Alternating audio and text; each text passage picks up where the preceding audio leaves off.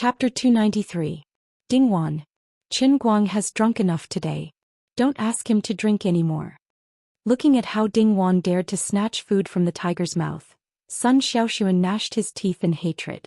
At the same time he inwardly cursed Dingwan for being so unrestrained to actually make a move on Qin Guang in front of so many people. At the same time he was envious of Dingwan's boldness. Why don't I have such thick skin? Wuxia, the girl sitting on the right of Qin Guang, also didn't want to be outdone. She wrapped her arms around Qin Guang from the other side and said, I want to drink too. I want to drink too. The crossfire was thick. Qin Guang began to giggle. Although he knew he should push the two away to maintain his righteous image. Please let me enjoy a few more seconds. Feels so good, bang. Sun Xiaoxuan, who was sitting across from Qin Guang, slammed the table. He was furious. Dingwan and Wuxia were stunned at first, but they immediately formed a united front. Class president, what do you mean? Dingwan still didn't let go of Qin Guang. Wuxia also pressed down harder and harder. To be asterisk cheese. Sun Xiaoxuan cursed in his heart. Aren't you two a little too much? In the past when Qin Guang was poor he said behind his back that people who study while driving sports cars would become useless if they didn't go to class. Now that he's rich he's trying to get close to us. Isn't that too much? Seeing that Sun Xiaoxuan was about to lose, Gaoye came over. She was much fiercer than the mild-mannered Sun Xiaoxuan. She pointed at the two girls and yelled. In fact she was already being polite. Gaoye, what nonsense are you talking about? When did we say anything about Qin Guang behind his back? Don't slander us. Besides, we're Qin Guang's classmates. Why can't he drink with us? Haven't we all known each other for 3 years? Are you saying that the class president is in charge of everything? That we can control who we want to be close to? Wuxia's fighting ability was not for nothing. Unlike Sun Xiaoxuan's elegance, she had changed at least 4 or 5 boyfriends during her 3 years in university. She was very familiar with this kind of jealousy tactic. Dingwan and Wuxia were about the same. Neither of them were easy to deal with. If they weren't experienced they wouldn't have the guts to put their ideas into action. Dingwan rolled her eyes. That's right. Wuxia is right. You think you're so great just because you're the class monitor? Gaoye, forget it. Stop it. Sun Xiaoxuan pulled Gaoye back. He didn't want her to continue talking in front of others. Bah. Don't try to use your status as the class leader to embarrass me. This was not a scholarship, nor was it an outstanding student selection. You can't just give in to everything. If you talk nonsense again I'll tear your mouths apart. Gaoye did not want to be outdone. Sun Xiaoxuan was so anxious that his face turned red, but he could not stop her. The development of the situation was really unexpected. Qin Guang didn't even have time to react before it became like this. He could only blame the girls for being too strong. In just 10 seconds they had come up with so many tricks. He still hadn't come back to his senses. Truth be told, Qin Guang didn't have any intentions of doing anything with the girls in his class. At this moment he just drank a little too much and the benefits that came to him came too suddenly, causing him to lose his composure. Sun Xiaoxuan, who was sitting across from him, slammed the table. It looked like he was getting mad at the two girls, but in fact he was trying to scare away Qin Guang's drunkenness. His drunkenness had subsided and his mind was sober. How could he not know which was more important? All right. Stop talking. It's fate that we're classmates. Let's not get into a fight over such a small matter. I drank a little too much today and my brain short-circuited. I went too far with my jokes. Too far. Qin Guang hurriedly struggled out of Dingwan and Wuxia's attacks, and then stood next to Sun Xiaoxuan. He didn't know how to deal with the situation so he could only smile apologetically at Dingwan and Wuxia. We're classmates but we can't make jokes like this again. Otherwise if your boyfriends find out I'll be in serious trouble. He just said it casually to help himself out. He didn't expect that Dingwan and Wuxia's expressions would change, and they looked a little embarrassed. Oh my god. You two really have boyfriends. Do your boyfriends know that you two are so cool? Do you think I'll be hacked to death by you guys? I can't take the blame for this. It's just a joke, Don't think that I'm really interested in you. Dingwan quickly waved her hands to disassociate herself, and Wuxia quickly laughed. After being pointed out by Qin Guang, the others roughly understood what he meant. Especially when Qin Guang sat next to Sun Xiaoxuan, his attitude was even more obvious. Seeing this, the others could only secretly regret missing the opportunity. Of course, just based on looks, temperament, and personality, no girl in the class could really challenge Sun Xiaoxuan. Sun Xiaoxuan was happy, but he didn't say it out loud. Gaoye took the opportunity to pull Sun Xiaoxuan aside. You see, he's actually still on your side. Why don't you strike while the iron is hot and talk things out with him? That way there won't be so many vixens who keep thinking about him. Let me tell you, it's easy for a girl to pursue a guy, especially Qin Guang. He hasn't had a girlfriend in his 3 years in university, and I bet he's been thirsty for a long time. If there really is a vixen who doesn't play by the rules and only wants to get on first, you'll regret it in the future. Sun Xiaoxuan looked at Qin Guang, who didn't dare to drink anymore and only ate his barbecue. He hesitated and said, I'm a little scared. What are you scared of? Gaoye had an attitude that said, if you can do it, then do it. If you don't, then you're not a good girl. Although Sun Xiaoxuan was a little tempted, she still said timidly, I'm afraid he'll have scruples and won't say yes. Gaoye pushed her, don't joke around. I don't believe a normal man would say no to you. Go. Dingwan and Hu Qi, both of whom have boyfriends, are still pestering him. Why are you scared? Sun Xiaoxuan shook her head slightly. I'm different from them. Different? What's different? Gaoye frowned. She didn't quite understand what Sun Xiaoxuan meant. After thinking about it for a while, she suddenly understood. Don't tell me you're still a virgin? Oh my god. Sun Xiaoxuan blushed. What's so surprising about that? Gaoye nodded. That's right. You've never been in a relationship. Sai, this is really troublesome. Men's minds were very strange. If a girl like Dingwan who kept changing boyfriends went to hook up with him, he might happily eat her up as if she was a dish delivered to his doorstep. But if the one who was sent to him was a virgin, he would have all kinds of misgivings in his heart. Let's not talk about those born bad guys, but Qin Guang is definitely not that kind of person. Sun Xiaoxuan nodded. That's what I'm afraid of. Oh, from your tone, you don't seem to be one anymore? Gaoye raised her eyebrows proudly. I just got promoted a few days ago. Lin Jingwei. Of course. Who else could it be? That's simple. Gaoye nodded. That's simple.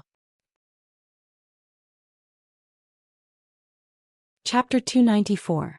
Did he promise to marry you? Sun Xiaoxuan couldn't help but envy Gaoye. Gaoye shook her head. I haven't thought about the future yet. I might not even be willing to marry him. Alright, let's not think about it anymore. Today is a rare opportunity and we'll have to go home soon. We'll have to wait for 2 months to see each other again. If you don't make things clear now, I'm guessing he'll get us a sister-in-law that we won't even know after the summer vacation. Gaoye continued, by the way, don't tell him about being a virgin yet. You can test his attitude first. If he really cares, I have a very ruthless way. What? Gaoye's face turned fierce, her eyes glinting. You ruined the cucumber first. Don't lie to him that you're not a virgin anymore. Wait until he's satisfied, then find a chance to make things clear. If you're afraid he'll be unhappy, keep him in the dark. To tell you the truth, I've never had that thing. When I was a kid, I rode a bicycle and lost it. I was afraid that Lin Jingwei wouldn't believe me, but it turns out he doesn't care at all. Hiss. Sun Xiaoxuan gasped. Gaoye's plan was so cunning. Go. Be brave and pursue your happiness. Don't be afraid of failure. Failure is the mother of success. Think about how pitiful and persistent the boys who wrote you love letters were. Borrow some of their perseverance and courage for yourself. Gaoye pushed Sun Xiaoxuan, pushing her back again. Sun Xiaoxuan blushed and slowly moved towards Qin Guang. She was very concerned about what Gaoye had said. She was going back to Wuming City for the summer vacation and wouldn't be by his side for as long as 2 months. She couldn't predict what would happen during those 2 months. She was afraid that he would be seduced by someone else. In the past, Sun Xiaoxuan wouldn't have been so worried. But recently, Qin Guang seemed to have a lot of luck with women.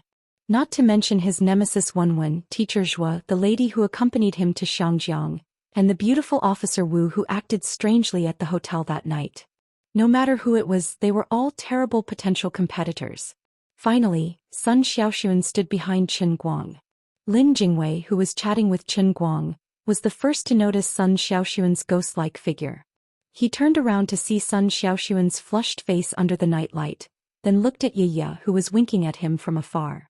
Lin Jingwei poked Qin Guang's waist, signaling him to turn around. Qin Guang sat on the stool and turned his head. He still didn't know that something good was about to happen. He only tore off a large piece of roasted and fragrant pork tenderloin from the barbecue skewer and said with a smile, "Class monitor son, why aren't you coming over to eat something? The vegetarian dishes that you girls love to eat are almost all gone." "Qin Guang, you come here for a moment." Sun Xiaoxuan's voice was as low as a mosquito's. She used her fingers to pinch the shoulder of Qin Guang's t-shirt and pulled him up. "Strange," Qin Guang muttered in his heart. He picked up his cup and followed Sun Xiaoxuan to a corner of the food stall. He drank tea as he walked. The barbecue tasted a little salty today and his mouth was dry. Looking at Sun Xiaoxuan's back as she carefully walked in front of him, it seemed that she was so nervous that her legs were trembling. Qin Guang couldn't help but think, what on earth does she want? He pondered in his heart, is she going to confess to me directly? This doesn't feel right. It's not that I'm not mentally prepared, but shouldn't we guys take the initiative to talk to girls about this kind of thing? Class monitor son, you're undoubtedly the prettiest girl in our class, and the undisputed #1 beauty in our academy. How could the old man? Damn, this sentence sounds familiar. I don't know where I've heard it so many times. Forget it, if she really has this intention as a man, I can't let a woman suffer too much. Why don't I just say it first? Just as Qin Guang was letting his imagination run wild, an emotionless mechanical and electronic voice suddenly rang out in his head. It sounded like Liuli. It was just like the mission description of the heavenly holy grail that he heard in the racing god training field, which had shrunk the most. It was enunciated word by word like the voice of a Google girl, but it was spoken clearly. This voice came so abruptly. Although it wasn't loud, the content was deafening. In just a moment he broke out in a cold sweat. He wasn't prepared at all and there were no signs in advance. No, maybe that throbbing feeling in the hospital in the afternoon could be considered a sign. The punishment realm had arrived. Countdown to the activation of the punishment realm. 10, 9, 8. F***CK. She's even playing a countdown. Is she forcing a sense of urgency? Qin Guang looked down at the cup in his hand and secretly clenched his teeth. Damn it. Come on. I'm not afraid of you. Anyway, I'm King Savior, I won't die. Qin Guang stood still and concentrated, waiting for the heavenly holy grail to suck him into the realm of the cup. Unlike in the past, this time he was notified in advance. Perhaps he would face the punishment of the power of fate as soon as he entered. Although he didn't know what kind of enemy he would encounter, it was always good to be prepared in advance. 4, 3, 2. In front of him, Sun Xiaoxuan quietly looked back and found that Qin Guang was standing behind him. She gathered her courage and said, "Come on, what are you doing standing there?" Qin Guang didn't answer her because the countdown had reached the last second. 1, 0. The punishment realm. Activate. Qin Guang's right hand squeezed the cup so hard that his knuckles turned white. His left hand clenched into a fist, and the expression on his face suddenly became a little ferocious. He slightly bowed and made a posture of being ready for battle. Having no time to answer Sun Xiaoxuan, he slowly closed his eyes and waited to be sucked in. After a long time, about 30 seconds, when his tense muscles began to ache, there was still no movement. What's going on? Why haven't I been pulled in yet? Qin Guang opened his eyes slightly and looked at his current posture. It was a little too awkward. He was squatting in a horse stance with a painful expression on his face. His muscles were tight and even the veins on his arms were bulging. 2 drops of sweat slowly rolled down from the edge of his temples. A cold wind blew past and his temples felt cold. That wasn't all. With his strange posture and ferocious expression, many people focused their attention on him. Sun Xiaoxuan walked back in a panic. Qin Guang, what's wrong? Is there anything wrong with your stomach? Wait, this is an illusion, right? I must have been pulled into the realm of the cup. This is an illusion, right? Do you have to make it real? I'm used to seeing mosaic scenery, and you actually made an illusion that is more real than a holographic projection. The investment is too big. No wonder it's the punishment realm derived from the realm of fate. That's how awesome it is. Look at Sun Xiaoxuan in front of me. Her expression is so vivid and her skin is so delicate. Compared to the previous realm of the cup, this is simply a work of conscience. It's too real. Even the worried look in her eyes is so real. 666666. I really can't let my guard down. Qin Guang decided to continue tensing his nerves and muscles, ready to explode at any time. This Sun Xiaoxuan in front of me is definitely the first enemy I have to face. Humph, you want to use my care for her to deceive me? Then with a whoosh he would transform into a monster and swallow me? Dream on. I'm a veteran, okay? Chapter 295. If you're not feeling well, go back and sit down first. We'll pay the bill and go to the hospital right away. I'll hold the cup for you. Sun Xiaoxuan, who was standing in front of Qin Guang, spoke again. Cup. Qin Guang slowly turned his head stiffly and looked at the cup in his hand. Then the question was, if I was dragged into the world within a cup, why is this F***king cup still in my hand? Cup within a cup? Double illusion? Don't be too awesome, okay? That's completely unreasonable, right? Idiot, you weren't sucked into the cup. Why are you still standing there? Lily spoke in his mind. This time it was really Liuli's voice. That kind of domineering, cool, and arrogant tone with a hint of contempt for mortals could not be imitated by anyone. What a scam. I'm really still in the real world. You F***king created such a domineering countdown of 10 seconds, but in the end nothing happened. At this moment, Qin Guang felt like he was the person in charge of a space center. The whole country was watching the countdown of the satellite launch live on TV, but when the countdown ended and the satellite took off, there was no movement at all. It was so embarrassing to find out that the fuel had been forgotten. Brother Guang, are you constipated? Bai Nyangzi's vicious ridicule came at the right time, because Qin Guang's horse stance in front of everyone was too funny. It was so embarrassing and he really wanted to strangle someone to save his face. What should he do in this situation? I'm waiting online, it's urgent. At this moment, Qin Guang even felt like vomiting blood, especially Sun Xiaoxuan, who held onto Qin Guang's shoulder worriedly and asked, "Is your stomach really uncomfortable? How about I go to the pharmacy over there and buy some laxatives?" Sun Xiaoxuan had completely forgotten about the confession. Qin Guang slowly stood up in extreme embarrassment, held his waist and shook his head. "I'm fine, I'm just a little uncomfortable. I'll be fine after sitting down." At this moment, a uniformed police officer suddenly walked in from outside the food stall. He looked a little anxious. "Everyone leave the room as soon as possible. Immediately. Immediately." This officer had saved Qin Guang's life. The moment he appeared, everyone's attention was on him. Qin Guang also turned to look at him. He had a vague impression of him. He seemed to have seen him before when Wu Tong brought him to the Wenqing police station. This person also remembered Qin Guang and strode over. At first he seemed to want to say something, but after thinking for a while he only said, "Brothers, you guys should leave quickly. Don't wander outside now. We have to make sure that there is no one on the street in 10 minutes. "What's wrong?" Qin Guang asked. "I can't tell you, I don't want to cause panic. Anyway, I just want to pack up quickly. Really, I'm not joking with you. I have to warn the others. Boss, you have 5 minutes. If there are still any customers sitting outside when I come back in 5 minutes, I will arrest them." After saying that, the police officer left and jogged to another hot pot restaurant across the street. Everyone looked at other places on the street. Indeed, on the same street there were many police officers going around notifying people, and people were already leaving the street in a panic. What's going on? Qin Guang's mind was a mess. He subconsciously thought that this might have something to do with the punishment realm. At that moment, an electronic voice sounded in his mind again. "Punishment realm mission announcement. Save sister in danger." What? Does that mean that the punishment realm this time is not a mission in the cup, but directly happening in the real world?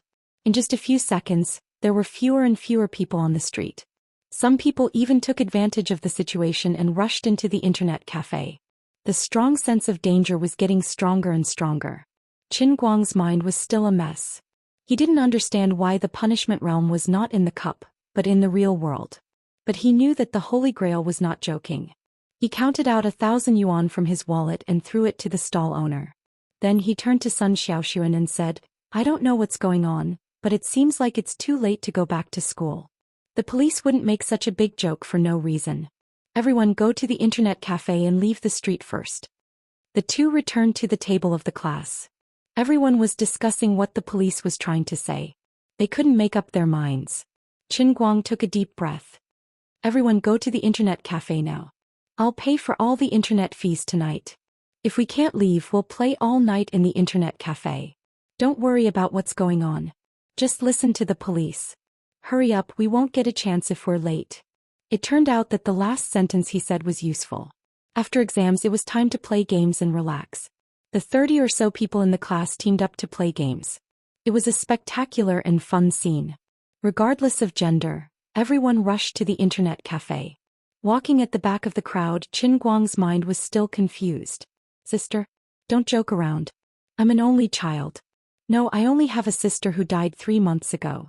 Also, why would the realm of punishment of the heavenly Holy Grail appear in the real world? This doesn't make sense, okay?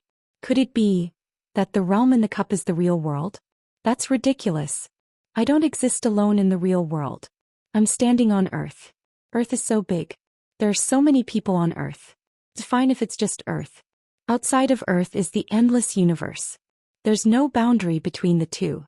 Strictly speaking, Earth and any stardust in any corner of the universe are considered to exist in the same space.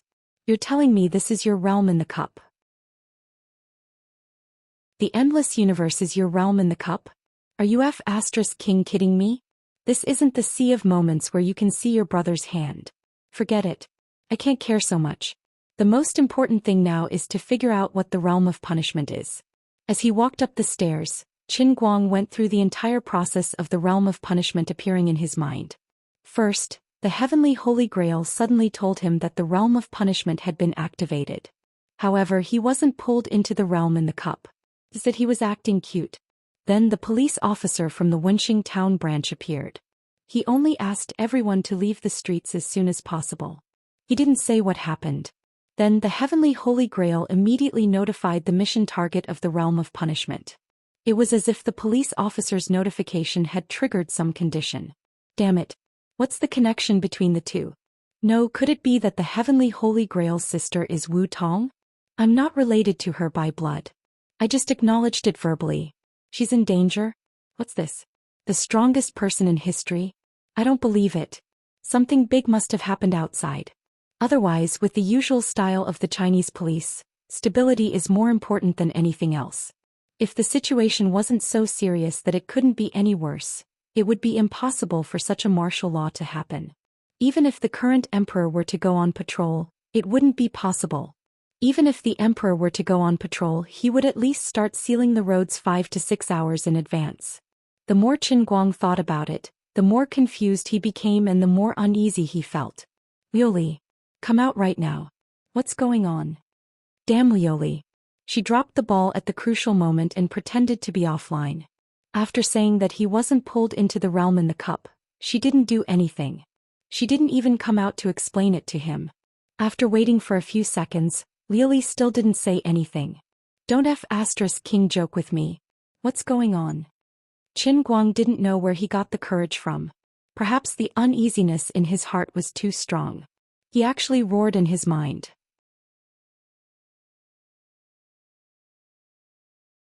Chapter 296. Azure finally agreed reluctantly. It's nothing important. I think you should just go to the internet cafe and play a few games of Dota. After a few hours, the punishment realm will naturally pass. I don't have to do anything? I can pass the punishment realm just lying down?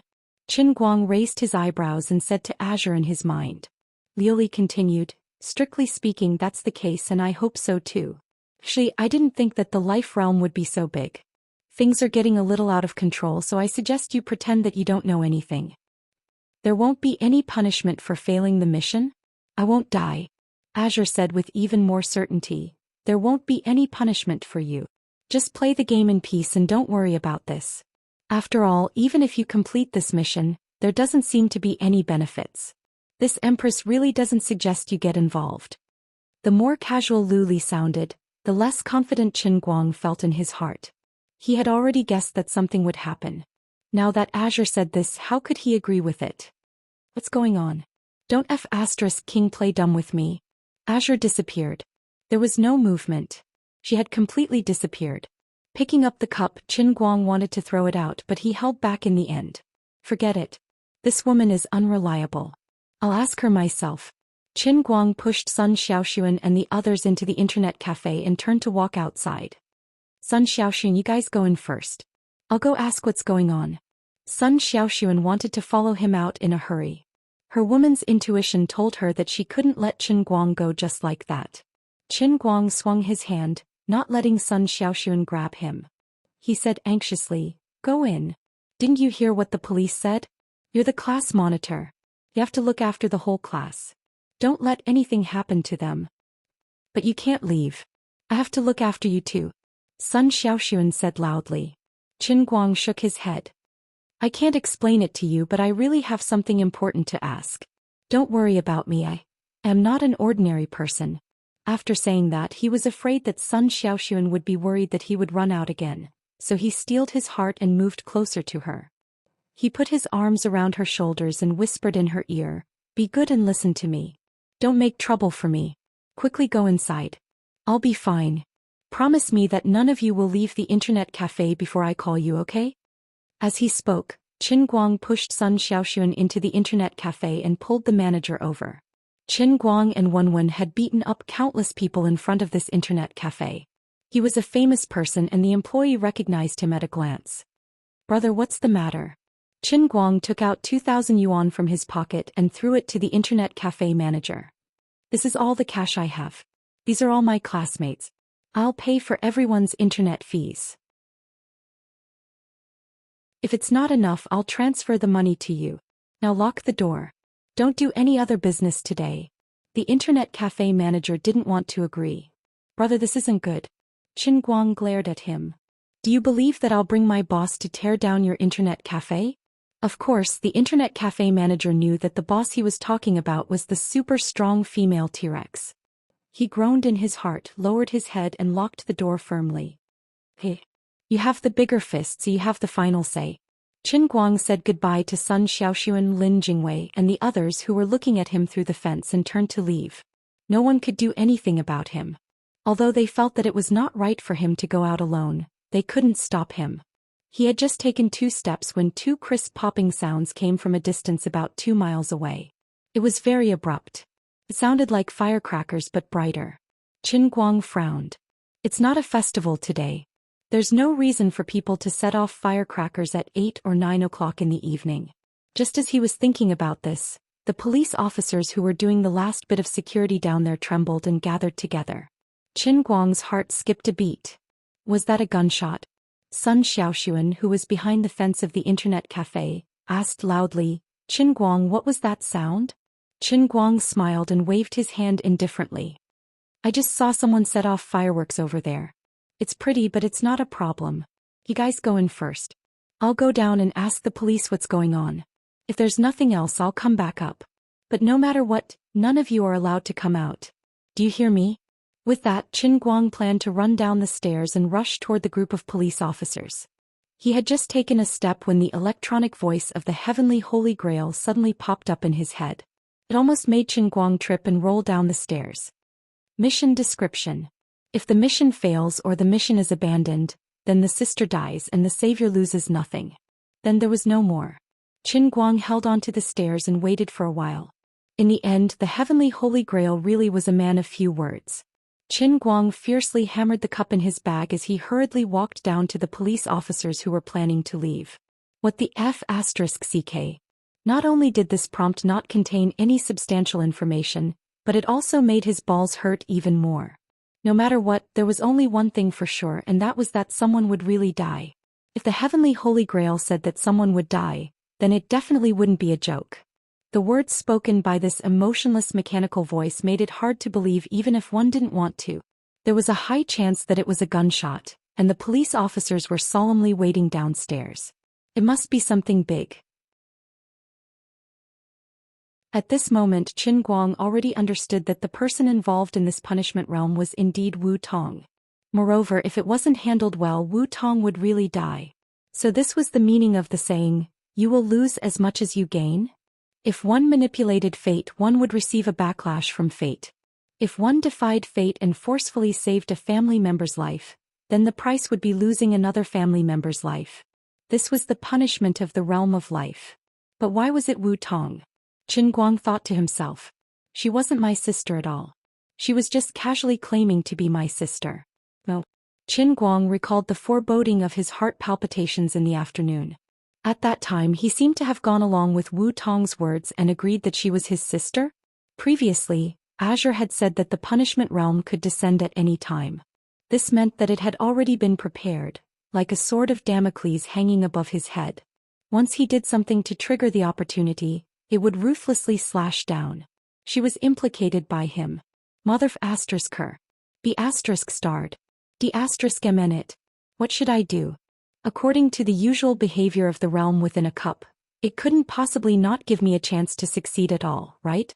The prompt just now said that Wu Tong would only die if the mission failed or if she gave up on the mission. Then what if the mission succeeded? She definitely wouldn't have to die. Wait a minute. You guys wait a minute. Qin Guang's mind was in a mess, but he didn't slow down. He caught up with the group of police officers who were planning to leave and shouted from behind.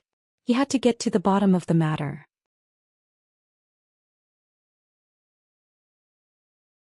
Chapter 297. Several police officers were suddenly stopped. They were a little unhappy at first. After all, their time was very tight. But when they looked back and found that it was Qin Guang, especially when 3 of them knew Qin Guang, things became easier. Brother-in-law, what's the matter? The policeman who had greeted Qin Guang at the food stall turned around and answered Qin Guang's words. He said to the others, "You guys go first. I'll run to catch up."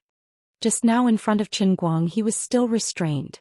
Now that there was no outsider, it was easy to call him brother-in-law. Qin Guang was too lazy to argue with him about the title. He just asked in a hurry, "Buddy, I think it's a big deal. Can you tell me what happened?" As he spoke, Qin Guang pointed in the direction where he heard the sound of gunshots just now. The man's face changed at first. He hesitated and didn't want to say it, but in the end the identity of Qin Guang's brother-in-law prevailed. He swallowed his saliva and said, "I'll tell you about it, brother-in-law. Please don't disclose it again. It's also because Captain Wu just rushed over there. Otherwise I definitely wouldn't tell you. It's really troublesome." Qin Guang said anxiously, "What's wrong? Is it really a gunshot?" The man said fiercely, "I haven't received any notice from the bureau, but I think it's very likely to be a gunshot. Something happened at the airport about half an hour ago." He pointed in the direction of the airport. Qin Guang knew that Shuangyue County, where Wenqing Town was located, was also the location of Wujing City Airport. The airport was about 5 or 6 kilometers northwest of Wenqing Town. What happened? The internationally wanted criminal was recognized when he landed at the airport. Originally he was to be arrested on the spot and even executed by shooting. Unexpectedly, there was someone outside the airport who helped them break through the blockade. And then, at this moment, Qin Guang had a bad premonition in his heart. At that time there was a heavy exchange of fire at the airport. One of them was killed and one of our own was killed. There are about a dozen criminals left in 2 cars. One escaped to the west and the other is heading towards Wenqing Town. I wasn't sure about the ones heading west, but the ones heading our way were blocked by the SWAT team that reacted in time. They temporarily retreated to the number 5 steelworks over there and are now trapped. Damn, this group of grandsons are all crazy. Their firepower is even fiercer than our special police, and their marksmanship is also very accurate. No one dares to go up. Currently, the military was still in the process of coordinating, and they might directly consider transferring military helicopters over. They are quite well trained, so they must be here to do something big. Fortunately, we discovered them first, or God knows how big of a mess they would have made. Qin Guang knew that the old Wuxian steelworks that this guy was talking about was called Wujing City 3rd Steel Rolling Mill. It had been prosperous for a period of time in the early years. It was quite large and had thousands of employees. But later, because of the overall concentration of resources in the national steel industry, the high transportation costs, and because of backward technology and other reasons, this large state-owned steel rolling mill that was built in a non-mining area slowly declined. A few years ago, it went bankrupt and was liquidated, leaving only a large abandoned factory to raise a flock of crows as a memorial to its former glory. When he was a freshman, the whole class of environmental sciences went there together, and had a special barbecue spring outing in the old factory. Qin Guang began to imagine the scene of several vicious criminals using the abandoned factory as a stronghold to deal with the police. It had to be said that the abandoned steel factory with a solid structure, good ventilation and large windows everywhere, but only 2 stairs up and down were quite suitable for those desperados to stubbornly resist. When he thought that Wu Tong was also there, he became more and more panicked and hurriedly said, "Then you just said that Wu Tong also went there. Criminals with firepower even fiercer than the SWAT team shouldn't be something that patrol officers like you can get involved in, right? What is she doing there? Can you call her back?" He didn't expect this guy to become calm. "As expected of my brother-in-law, you really care about our Wu team. Don't worry, the innermost layer of the encirclement is the work of the SWAT team. None of the local police officers who don't have weapons can go there. Someone like me who has the establishment but is famous for being fat and having low professional ability, was sent to guard the nearby streets with a few of my brothers to prevent trouble before it happens. Only the Wu team and a dozen other elites from our bureau were called over. Their main task is not to exchange fire with the other party, but to form the second layer of encirclement. They are basically useless just to make up the numbers." "Really?" Qin Guang's heart slightly relaxed. The guy nodded again. "Of course, why would I lie to you? In another 10 minutes the troops will arrive and it will cause a lot of noise. Also, those international criminals are really amazing and they are very famous internationally. I heard that one of them is a renegade instructor of some kind of special force. Us small police officers are really no match for them, so it's not worth losing our lives." "They don't have hostages?" Qin Guang asked again. The guy saw that his colleagues were already far away, so he waved his hand and said, "No, the airport reacted quickly and didn't give them a chance. I don't have much time today, so I won't talk to you anymore. I'll be leaving first. Next time you and Wu team have a wedding, remember to call me." After he finished speaking, he dragged his half-fat body and ran forward like a wisp of smoke. Although he said that he was a weakling, in fact he was a fatty with nimble movements. On the other side, when Qin Guang heard that Wu Tong didn't have to directly go to the front line to exchange fire with the other party, he felt slightly relieved, but then he thought that something was wrong. Since Wu Tong didn't have to go close, why did the Heavenly Holy Grail's notification say that Wu Tong would die if the mission failed? Just as he was thinking about this, the Heavenly Holy Grail's electronic voice sounded again. Mission description added. Mission target Sister's fate has been successfully changed. She is in danger, and has entered the stage of defying fate. If the Savior doesn't take any action, Sister will definitely die. F***CK. I knew it wasn't that simple. Qin Guang was so angry that he stomped his feet. Although he didn't know what happened to Wu Tong, it definitely wasn't something good. Forget it, let's go to that broken factory first. Thus, Qin Guang immediately made his way to the third steel mill. Fortunately, he and his roommates would often take a stroll around Wuxia town on their bicycles. Occasionally, they'd go to the neighboring White Town to have some White Town pig intestine noodles. Although they couldn't be considered as having a thorough understanding of Wuxia town's surroundings, they definitely knew more than half of it. He plunged into the forest by the side of the road, knowing that there was a dirt road that led to the steel mill more than 2 miles away. Idiot. I suggest you don't go. Seeing that he had made up his mind, Lioli, who had been pretending to disappear, couldn't hold it in anymore. Qin Guang shook his head. How can I not go? The mission description said that if I don't go, she will definitely die. In other words, no matter what the power of fate does, how it punishes me, how it controls Wu Tong's fate, only I can save her. Right? Don't lie to me. Absolutely. You can't lie to me. Lioli was silent for a few seconds, which was rare, before she said faintly, That's true. Things started because of you. You plucked the string of fate and saved your mother's life, so there must be a relative of yours in danger.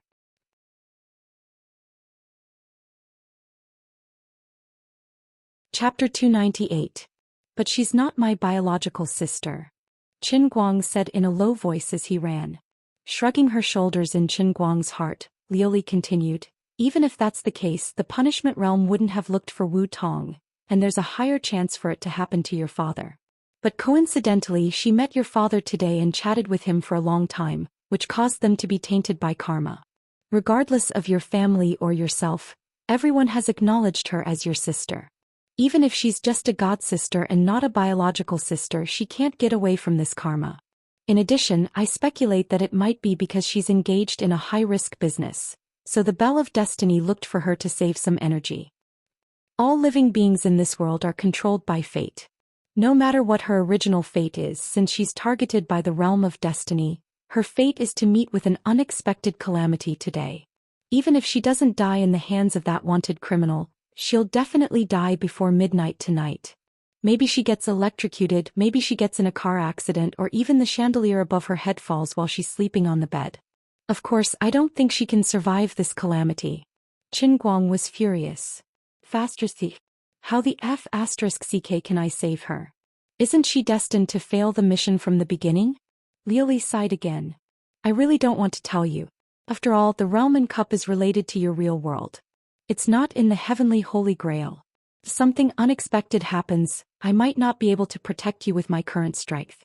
You should know that this is not the realm and the cup.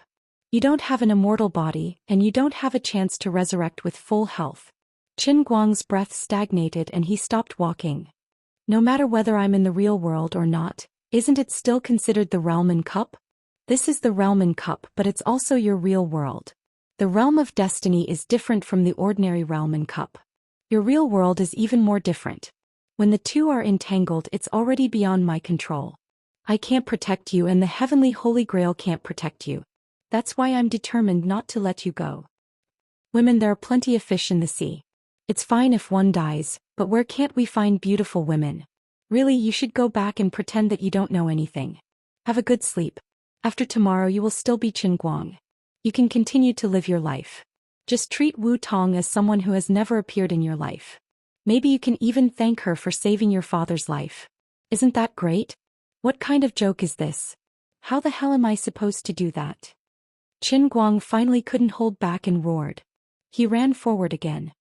I was the one who implicated him in this mess. Now that he's going to die, you want me to stand by and watch? I'm the master of the heavenly Holy Grail. Just now I mentioned the fate reversal stage. Does that mean that I, the master of the Holy Grail, can forcefully reverse fate? Only I can save her, right? This time, Liuli finally stopped playing dumb. Indeed, the only one who can break the game is you.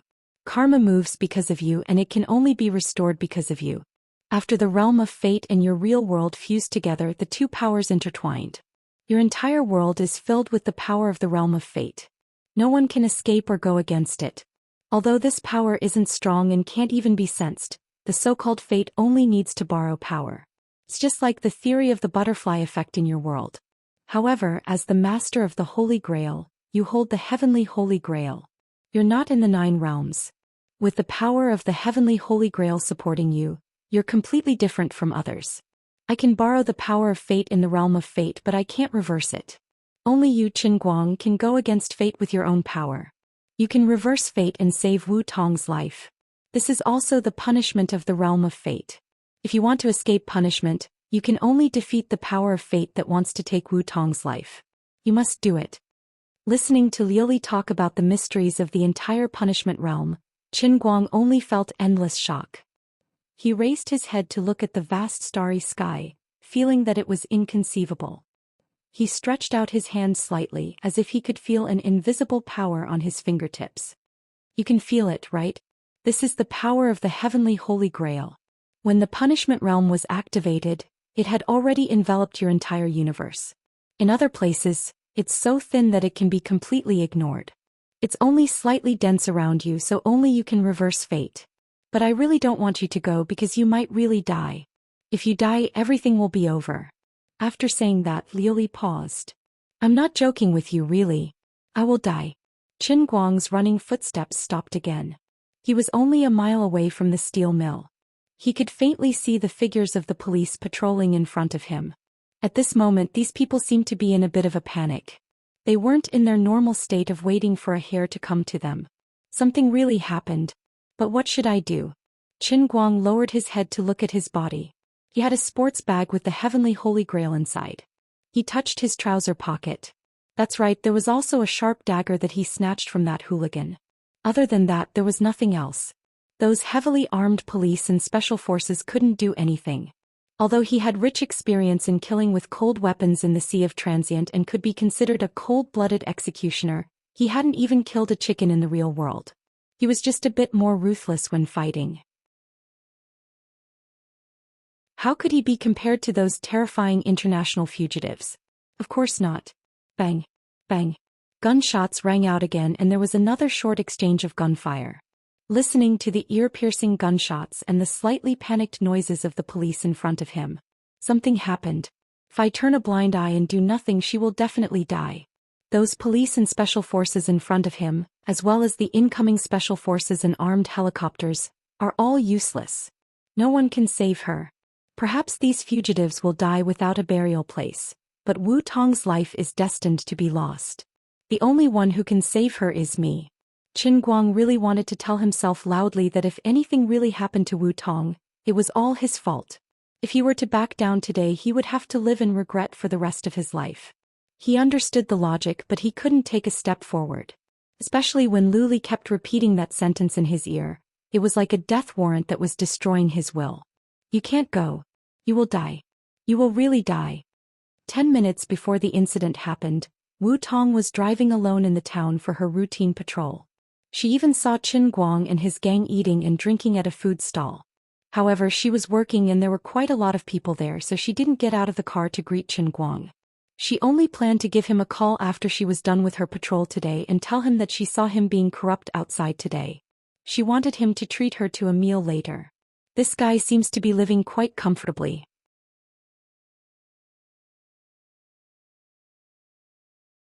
Chapter 299. After complaining about Qin Guang's corruption, she had received an order to drive there. On the way, Chief Ding had repeatedly reminded her that she, as the branch captain of the branch, could only guard the perimeter with other colleagues, and that she should never be greedy for credit. The criminals inside were extremely vicious, and ordinary police officers couldn't deal with them. Although Wu Tong was tough, she understood. About 3 minutes ago, Wu Tong had driven the police car to the front, followed by 2 other police cars from the Wenxing branch. In front of her was the second perimeter formed by the police, and about 200 meters ahead were dozens of SWAT officers hiding behind various bunkers. Less than 20 meters ahead of the bunkers was the abandoned 2-story factory building. Seeing that they were getting closer to the second perimeter, Wu Tong started to get nervous. She let go of the accelerator to step on the brake, and her right hand was already on the gun at her waist. However, her car didn't slow down. When she stepped on the brake, it felt like she was stepping on air and there was no feedback force at all. The brake was broken. Seeing that the colleagues in front of the second perimeter were getting closer and closer, Wu Tong couldn't control the car at all. She could only stick her head out of the window and shout, excuse me, this broken car's brake is broken." The colleagues in front of the perimeter were all dumbfounded. At such a critical moment, you said your brake was broken. Helpless, the colleagues in the second perimeter could only jump to the side, barely dodging the car. Wu Tong's police car crossed the second perimeter and headed in the direction of the SWAT officers. The brake was completely broken and the car was at least 60 kilometers per hour. Wu Tong's head was about to explode and she twisted the steering wheel hard. Then her body tilted and her head hit the B-pillar. When she came back to her senses, she was in a daze. What? The entire steering wheel fell off. Wu Tong stared blankly at the steering wheel in her hands, and the steering wheel that was supposed to be connected to it was now only supported by a section of steel pipe. She felt like she was about to collapse. If she had known earlier, the broken car that was bought in the police station in the 90s should have been replaced a long time ago. Other than the horn, it sounded everywhere and something would happen sooner or later. That unlucky Chief Ding didn't listen, and insisted on saving the money to become an excellent unit. First the brakes were broken and now the steering wheel was gone. More than 100 meters in front of him was the territory of several internationally wanted criminals. Obviously he was going to crash into them. This broken car really broke down at the right time. He killed a person. Screw you to death. Wu Tong wasn't the only one who thought this way. The hundreds of police officers and special forces surrounding them were also cursing in their hearts. Stop the car. Some people shouted it out while others roared in their hearts, but it was useless. Nothing could stop Wu Tong's car from passing the cover of the SWAT team. The SWAT team could even clearly see Wu Tong's pained and desperate eyes as she sat in the driver's seat. Bang. Bang bang bang. At this moment the atmosphere was tense and an intense exchange of fire could break out at any time. The robbers who were quietly hiding by the window of the factory immediately saw the audacious police car and fired without hesitation. The windshield of Wu Tong's police car was instantly shot into a spider web. She reacted quickly, and when she knew it was impossible, she curled up her body and lay down, barely escaping. The robbers' bullets swept across the driver's seat but didn't hit her. Therefore, under everyone's dumbfounded gaze, Wu Tong and her police car first knocked away the wooden boxes that the robbers had piled up in front of the factory, then slightly slowed down before crashing into a support pillar that was more than 50 centimeters in diameter in the middle of the factory, and finally came to a stop. Which branch's idiot is this? Damn it! Idiot! I'm going to kill him. Isn't he sending himself to be a hostage? The captain of the special forces in charge of temporary command was also on the verge of breaking down. Standing next to him was Chief Ding from the Wenxing branch. He already knew who the unlucky idiot was from the other two police officers in the other cars. Chief Ding's legs were about to turn into soaked fried dough sticks. Captain Gu, that's Wu Tong in that car, Department Chief Wu's daughter. Chief Ji's eyes widened as if he had heard the most terrifying thing in the world. This veteran soldier who had at least 3 bullet holes in his body, couldn't hold it in anymore. He took a deep breath and finally said, Motherf asterisk cur. The word Motherf asterisk cur probably accurately summed up the feelings of all the police officers here at this time. As for the international felons who were guarding the perimeter, they were the complete opposite of the police officers outside. Thank God. They really thought they were dead. Based on the style of Wuxia, the two sides were in a deadlock, and the real heavy firepower of the other side must have already been mobilized. They originally thought that they and the others would definitely die under the rocket launched by the helicopter. They didn't expect God to bless them and send them such a big gift. The guardian god of Samaria must have heard my prayers. One of them, who looked like a Middle Eastern man, was about to kneel down and thank God. 3 black muzzles were pointed at Wu Tong's police car. A Chinese man got slightly closer and said loudly, "If the person inside is still alive, squeak. Otherwise I'll count to 3 and then I'll throw a grenade through your car window." 3. Wu Tong looked at her rather shabby gun awkwardly and decisively hid behind the car door. Fweek. The atmosphere was a little tense. She was afraid that the other side would open fire at the slightest disagreement. If that happened, she would really be dead.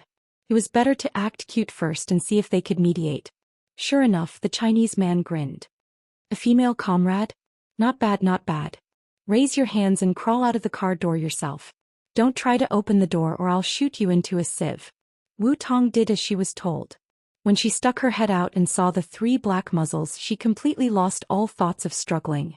She just thought, I'm really going to die because of Chief Ding's broken car this time.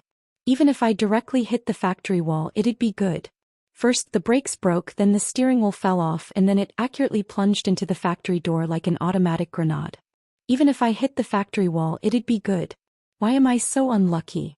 I'm probably going to be the unluckiest police officer in history, right?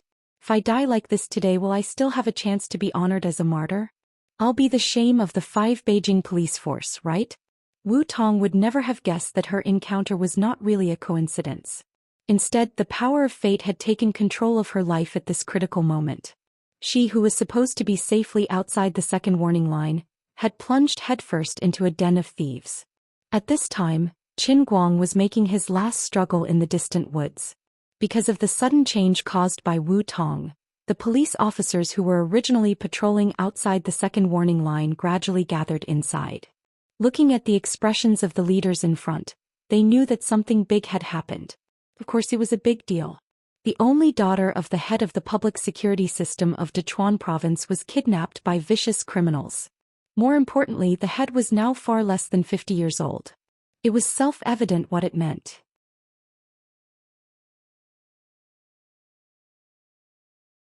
Chapter 300. The situation was already very serious, and now that the descendant of such a big shot was involved, the police officers on the scene were on the verge of breaking down. If Wu Tong died here, it would be useless even if the criminals inside died 10,000 times. Even if all the criminals hiding in the factory were killed and this serious incident that was close to a terrorist attack was perfectly resolved, the fate that awaited the people in charge here today would probably not be good. There were many stories about Wu Xian that were almost legendary and bloody, but everyone knew that Wu Tong was his only family. If he lost Wu Tong as well, who knew how crazy this man who had the potential to step into the Central Command would become? Captain Gu and Chief Ding, the two insiders, were well aware of this. The others were only slightly panicking, but the two of them only felt great fear in their hearts. The two of them turned their heads to look at the abandoned factory in the distance. For a moment, they felt as if the air had become a heavy burden that pressed down on their shoulders. It was so heavy that they could not breathe. "Listen up, people outside. We want a helicopter. It's filled with oil. I'll give you 15 minutes or you'll lose this female comrade forever." Wu Tong was pushed to the window. The other party did not torture her, but her hands were firmly bound. However, when the Chinese criminal shouted, he pointed a gun at her temple, not giving her any chance to escape. She could either die or stand here obediently as the most eye-catching hostage. The purpose of the other party pushing Wu Tong out was to tell the people outside that their hostage was still alive and not to try to fight to the death. Then, before Chief Ding and Captain Gu could answer, Wu Tong was pulled back again and thrown into a corner, unable to move. Not only were her hands tied, but her feet were also tightly bound. She could only take half a step when she walked. It was obvious that this group of well-trained criminals had no intention of negotiating with the police. This was someone else's territory. Other than the hostage, everything else was out of control. Once they showed any signs of being willing to negotiate, it would be easy to fall into the other party's trap. As for whether the other party was willing to accept her conditions, they would just have to observe for another 2 minutes. The Middle Eastern man stood not far in front of Wu Tong, looking at her with Wu Tong's gun in his hand. He looked Wu Tong up and down with great interest. From the moment they captured her, she had been very cooperative. He thought to himself that perhaps he should try to take it a step further. She would not resist anyway, right? "Mr. Sergio, are all Chinese women this beautiful? Even a random policewoman is so charming." Although the Middle Easterners were impulsive, they were experienced. They knew that any move they made at this time had to be approved by the temporary leader among them. The Chinese man known as Sergio was the one who had grabbed Wu Tong earlier. He put on a straight face and said, "Syed, you're wrong. There might not even be one woman as beautiful as her in 100,000 people. But I advise you not to touch her. You don't understand Chinese women. She was a police officer and knew how to deal with us when she was a hostage, so she was very cooperative. But if you plan to treat her like the women in your hometown, I bet $1 million that there's a 90% chance that she'll fight you to the death." Syed was in disbelief and expressed his incomprehension. Could it be that to Chinese women that kind of thing is more important than their lives? She would also be afraid of death, right? Sergio glared at him. "Even if there's only a 50% chance, you can't act rashly. Right now, she's our only hope of survival. Put away your thoughts and leave this place alive. You can still sleep with hundreds or even thousands of women. Hey, this is your territory. I'll listen to you." Syed shrugged indifferently. Although he didn't think much of it, he changed his mind. Although Wu Tong wasn't very proficient in English, she could roughly understand 70% of the conversation between the two men. She still didn't move, but the expression in her eyes became even colder. Syed suddenly nodded and said to himself, "Sergio is right. You'll fight me to the death." Wu Tong was shocked. She didn't expect him to be so observant. This middle-aged man with an unshaven beard was not stupid at all. Outside, Bureau Chief Ding and Captain Gu had immediately reported Wu Tong's kidnapping to Wu Xian. The instructions they received were very simple. Do your best to stabilize the criminal's emotions and wait for him to arrive.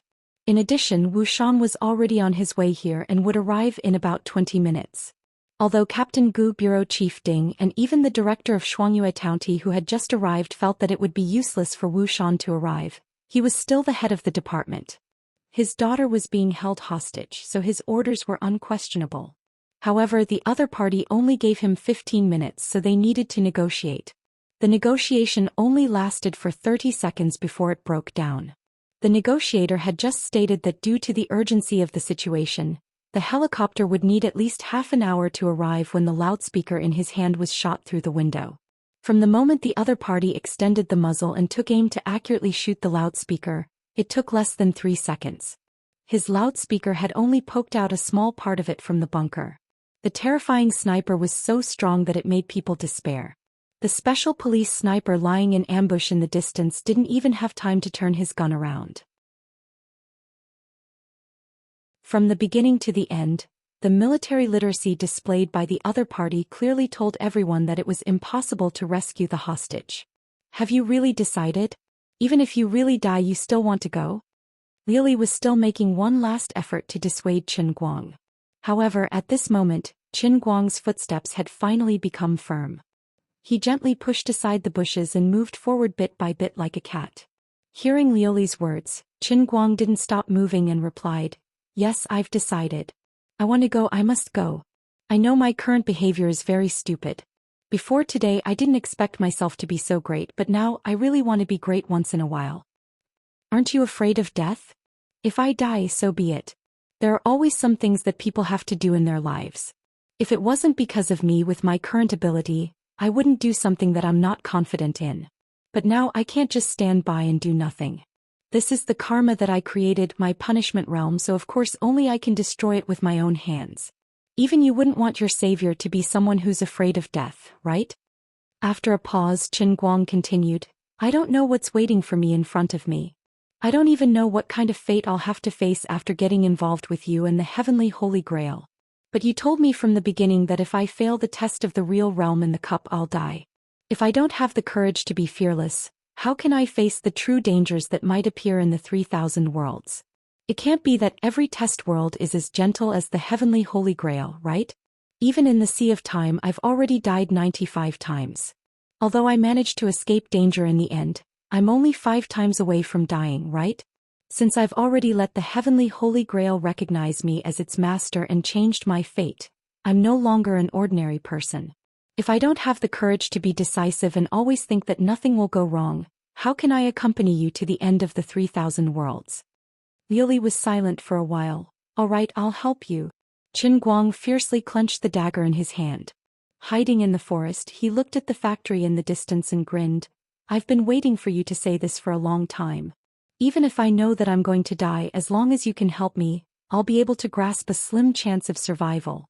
This is the fate that I, Qin Guang, have chosen. Without regrets, there's no turning back." Imperceptibly, a thick smell of blood gradually gushed out from his body, but then suddenly disappeared. Qin Guang recalled the 20 years he spent in the Sea of Time. It was as if he once again felt the enemy's blood splashing on his face. That scalding feeling made his blood gradually warm up. The opponent is a well-trained bandit, but I'm also the all-powerful second officer of the Sea of Time. His blood, which had gradually cooled down in real life, began to burn again.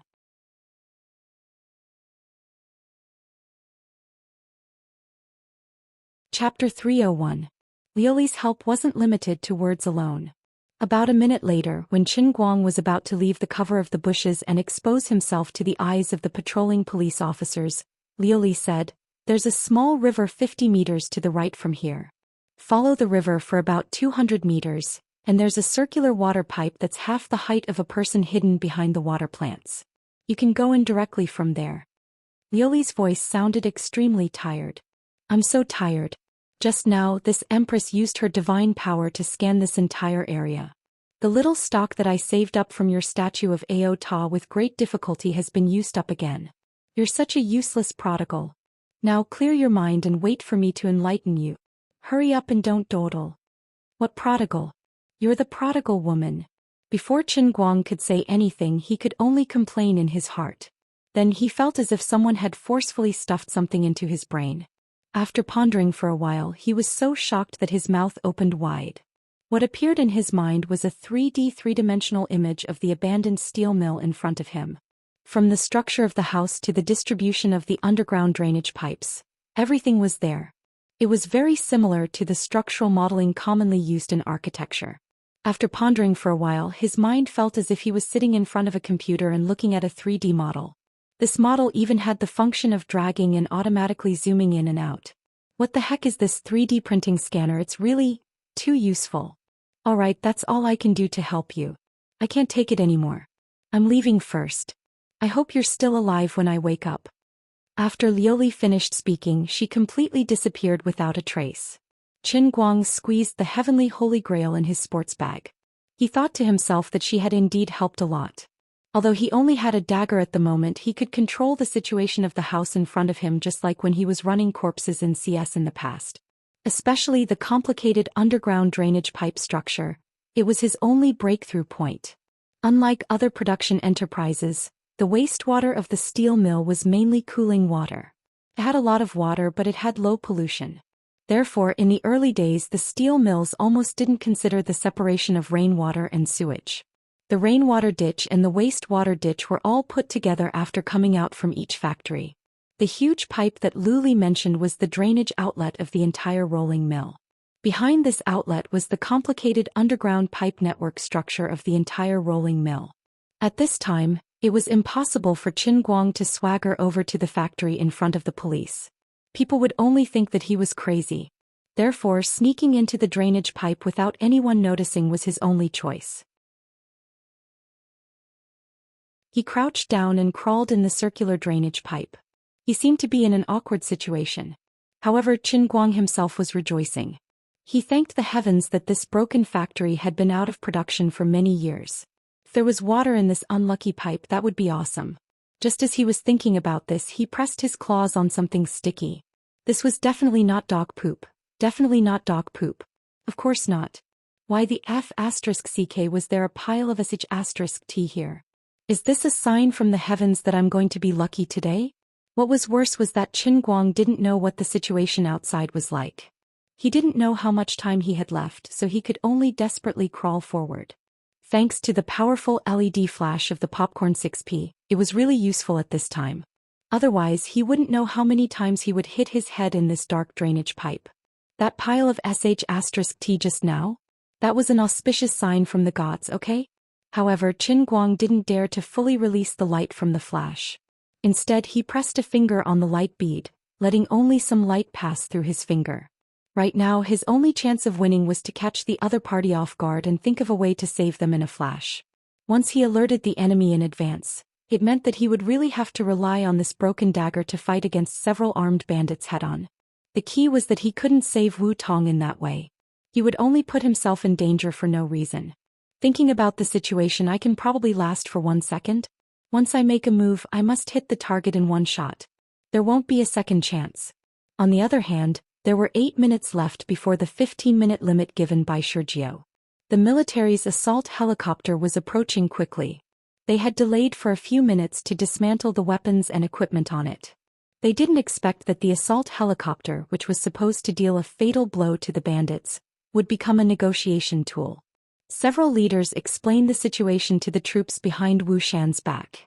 Although the other side was furious, they didn't hesitate to agree to the proposal of temporarily saving Wu Tong's life even if they had to give up an assault helicopter and let the international criminals go free. The person in charge of the military knew Wu Xian better and could roughly guess his plan. This pillar of the nation probably wanted to use himself as a hostage in exchange for Wu Tong. Many years ago, because of his stubbornness and persistence, he lost his wife and son. Now he was as stubborn as ever, but he was definitely not willing to lose his only family, his daughter. Therefore, even if it was just a simple order from him to stall for 20 minutes, it wasn't hard to guess his true intentions. Currently, Wu Tong was the one being held hostage, so the situation wasn't irreparable. To this country, Wu Tong wasn't indispensable. However, if it was Wu Xian, the impact of this would be like an earthquake and it would be immeasurable. Perhaps Wu Xian wasn't indispensable to the entire country, but to the interest groups that had invested heavily in him for so many years, Wu Xian's life couldn't be lost. Therefore, they would rather give up the helicopter and let Wu Tong go. Even though they knew that this wouldn't save Wu Tong from danger because the other party wouldn't let go of the hostage easily. Instead, it would cause Wu Tong to be taken away for good. However, they still did it without hesitation. Captain Gu, Bureau Chief Ding, and the others wanted to use the helicopter to temporarily save Wu Tong's life. The people from the military agreed so readily, but their thoughts were deeper. Wu Tong's life was not important, and they only needed to save Wu Xian's life. Even though they knew Wu Xian would fly into a rage after this, someone in his position would understand the importance of this sooner or later. Of course, they had a good reason. The other party had given them a time difference of only 15 minutes. If they didn't give up the helicopter with both hands, their daughter would die before they arrived. Then they could explain it to Wu Xian, who would fly into a rage after this. Unknowingly, Wu Tong's life was given up. Squatting on the ground, Wu Tong peeked at the bandits in the factory from time to time. Looking at the two light spots flying in from afar, she had mixed feelings. She knew the helicopter was coming.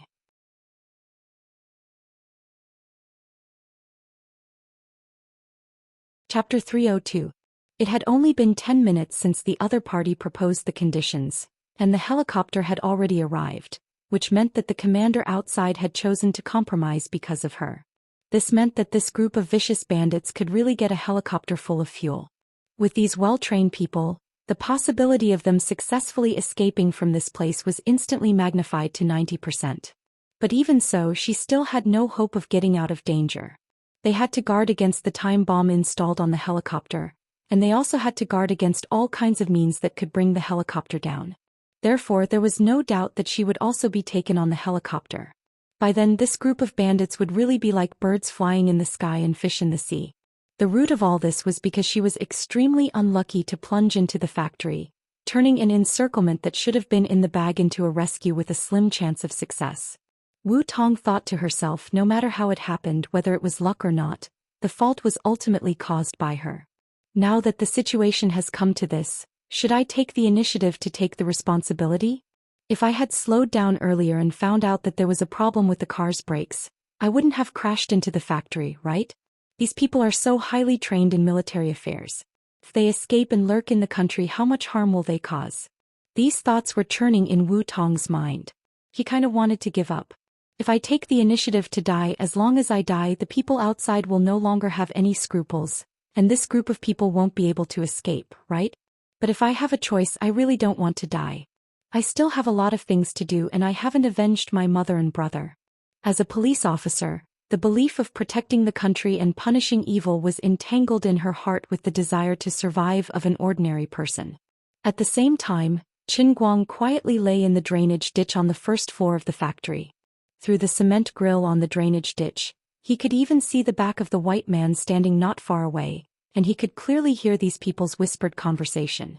In order to get here within 4 minutes, Qin Guang had already gone all out. When he was about to reach the bottom of the factory, he turned off his phone and fell into darkness. He could only rely on the 3D map left by Lioli in his mind to determine the direction to move forward. Unfortunately, although the 3D map was good, a human's sense of distance was not that of a machine. Even though he knew that there was a turn ahead, he could not accurately grasp the distance in the pitch-black darkness. Every time he swerved through the pipes and ditches, he would either end up crashing into a corner, or he would be lucky enough to touch the wall first. In addition, because of the long years of disrepair, the cement pipe was not orderly and some parts even collapsed. As Qin Guang climbed, he would bump into a sharp corner that suddenly protruded from the top of the pipe. It was all Lioli's fault for disconnecting again. Otherwise, with her following and commanding them, they wouldn't have ended up in such a miserable state. However, Qin Guang also knew that he could not be too harsh on Lioli. He was glad that he had managed to become a great perfection racer god training ground the last time he raced and got himself a statue of half an alto. Lioli's godly power was able to support him for today's squandering. Otherwise, if he did not have this detailed 3D image in his mind, he really would not have had any chance of winning. In the beginning, the pipe was still fine. It was at least half a person's height and it was very fast. Then he entered the rain-polluted ditch in the factory and the situation began to change. It became a square ditch that was less than 60 centimeters wide and about 50 centimeters high, but at least he could crawl forward. When he approached the last half of the factory, it was completely miserable. It became a ditch that was less than 50 centimeters wide and 40 centimeters high. With Qin Guang's body size, he could only move forward like a caterpillar while lying flat.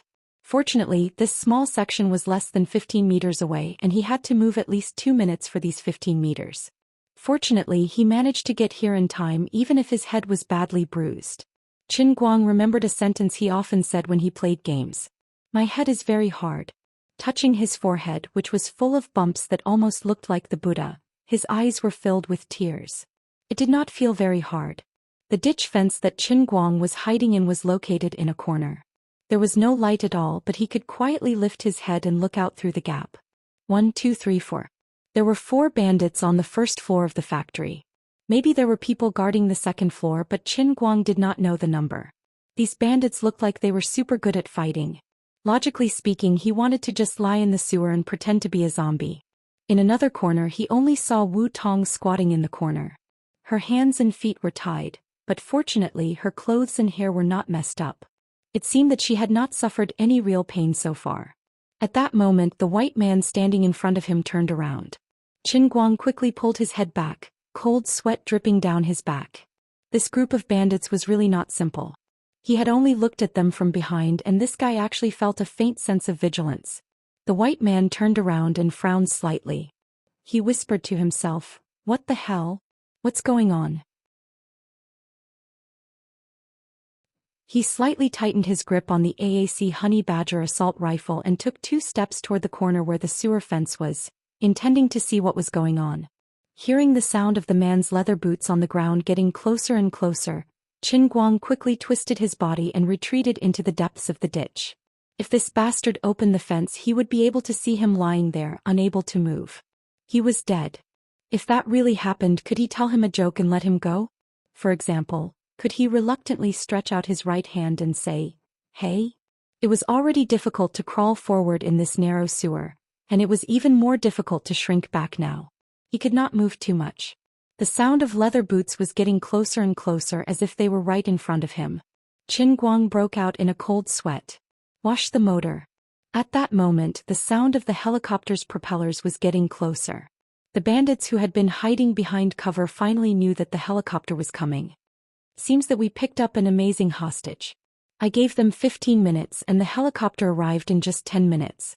Sergio laughed heartily as he walked toward the corner where the white man was hiding. He then instructed, "Velen, go upstairs and take a look. I'll get them to park the helicopter behind this house. We need a safe escape route." The Velen that Sergio was calling out to was the white man who was about to head to the corner. When he heard that the helicopter had arrived, Velen heaved a sigh of relief. He tossed aside the indistinct feeling of discomfort and replied, "No problem." He then walked up the stairs. Qin Guang let out a long sigh of relief. The old man was, after all, a man who was truly blessed by the gods. At the critical moment, he had managed to escape by the skin of his teeth. Logically speaking, my poisonous healer is a little powerful. That brother named Velen had already shifted to where I was, but I was still able to heal him back? Old Immortal Su Dong's magic power was boundless. Full.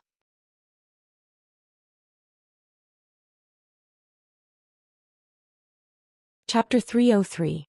Apart from that, he also heard the conversation between the two of them clearly and instantly figured out what was going on. He knew that the helicopter was the product of the negotiation between the two parties, and he instantly deduced the safe escape route that the bandits wanted. He also deduced that the other party would definitely use that route to head to the open space behind the factory where the helicopter could land. As an outsider, it was impossible for him to get any help from the police or the military. In fact, they didn't even know that there was a daring person on their side who had quietly sneaked a few meters away from the bandits. With just a dagger, if he wanted to rescue someone from the hands of the armed bandits, he would have to use an unorthodox method. He would have to play his cards out of the box and use his understanding of the terrain to the fullest. The 3D model that Luli had forcefully stuffed into his head flashed through his mind in an instant. Combined with the opponent's movements that he had speculated, a crazy plan that had a high chance of success rose from the bottom of his heart. His chance had appeared. Sometimes people's wisdom was forced out of them. Qin Guang praised himself as he retreated into the depths of the gutter. "I'm really smart." He was almost fascinated by his ingenious idea. "Why am I so king talented? My brilliance can light up the night sky." On the other side, Wu Shan was roaring angrily into the phone. "Didn't I tell you to wait for me? What's the deal with the helicopter?" Wu Shan was furious at the decision made by the temporary commanders on this side without authorization. However, they bit the bullet and insisted on the other party's conditions. In turn, they pushed the order to send the helicopter to the military. Even though everyone knew that handing over the helicopter might not be enough to save Wu Tong, and that the other party might not dare to kill Wu Tong on the spot if the time was delayed for more than 15 minutes, no one dared to take the risk. The military's quick response seemed to be deliberately timed to send the group of bandits and Wu Tong away before Wu Shan arrived, not giving Wu Shan a chance to walk right into the trap. Little girl. Get up. Thanks to you we can leave this place. Even if I'm an atheist I have to thank the gods for sending such a perfect hostage like you. Shijie walked in front of Wu Tong and tried to pull her up. Wu Tong stood up with her back against the pillar. She spat at Shijie and hit his face. She decided to provoke the man. She gave up. Wu Tong felt that if the other party really left safely in the helicopter, the fate that awaited her would definitely not be good. Instead of that she might as well be a glorious martyr. Unexpectedly, when Shijie's face was covered with spit, he merely smiled coldly and wiped the spit off his face. He was not angry at all. Are you seeking death? Little girl, calm down, don't be impulsive. Once we're safe we'll let you go. I promise I won't touch a single hair on your body. Because of you, the military directly sent an armed helicopter. You don't have to explain yourself, I can guess that your identity is really not ordinary. I'm not stupid. I know the consequences of killing you. We didn't come to Wuxia to become enemies with the Wuxia military. We have other work to do. It's all because of that idiot Valen's mistake that things ended up like this. Let us leave peacefully and everyone will be happy. Your death won't do us any good. I know better than you how terrifying an enraged Wuxia army is. Wu Tong's eyes lit up. Really? Sometimes human nature was really fragile. Even if she was seeking death just a moment ago, when the hope of survival was placed in front of her, Wu Tong's heart immediately loosened. Shijie smiled again. Of course. You can only choose to believe me, right? Put away your senseless sense of justice and cooperate. This will be good for everyone. We really don't want to go against the Wuxia government. We don't intend to start a massacre on this great land. Everything that happened today was just a bad accident. Wu Tong subconsciously felt that Shijie was lying to her. Even though he looked sincere, every word he said seemed like a lie. Wu Tong understood the logic, but there was a tiny possibility that she hoped that what he said was true. She had imagined herself as a police officer becoming a martyr in a certain operation countless times. However, the sudden death in a confrontation and the anxiety she felt after becoming a hostage were completely different. Once again she decided to compromise. She would not give up hope of survival until the very last moment. After being pushed to the front of the crowd, Wu Tong staggered forward. She used to think that she was an indomitable tough woman, but now she was no different from an ordinary woman. How she wished that a godlike man would descend from the sky and save her from this group of demons. After thinking about it, could anyone in this world save her unscathed in such a situation? Kill 7 such terrifying bandits in an instant and not give them a chance to shoot me? Was that even possible? The Wuxia man named Shijie was paying full attention to the situation around him. The other 6 bandits of different skin colors were also on high alert. A total of 7 people were all hunched over. Their bodies were stretched taut like cheetahs ready to pounce. The helicopter had completely stopped over there, and the soldiers on the plane had long been evacuated. At the request of Shijie and the others, all the police officers and soldiers moved to the front of the abandoned factory, completely abandoning the encirclement. On the surface, it looked like a broad road from here all the way to the helicopter. The hope of escaping was close at hand. Shijie and the others did not want any accidents to happen, so they were still very cautious. At this time, they were in a small alley that extended from the back door of the abandoned factory. On one side of the alley was another row of houses in the L-shaped factory. However, only half of the brick wall had collapsed. On the other side was a wall that had also collapsed. Using the buildings on both sides as cover, this group of internationally notorious bandits quickly moved forward. The helicopter was quietly parked in the open space about 20 meters in front of the alley. In the eyes of Shijie and the others, she was as beautiful as a goddess who had taken off her clothes and was waiting to be touched. Seeing that they were getting closer and closer to the exit of the alley, Shijie raised his hand and motioned for everyone to stop. Then he said, "Said, go ahead and have a look. Use your sensitive nose to sniff for the smell of snipers." The Middle Eastern man who was called rolled his eyes. "Shijie, when we get out of here I will bite you to death with my bull terrier." Although he said that, he still obeyed the order and scurried forward with quick steps.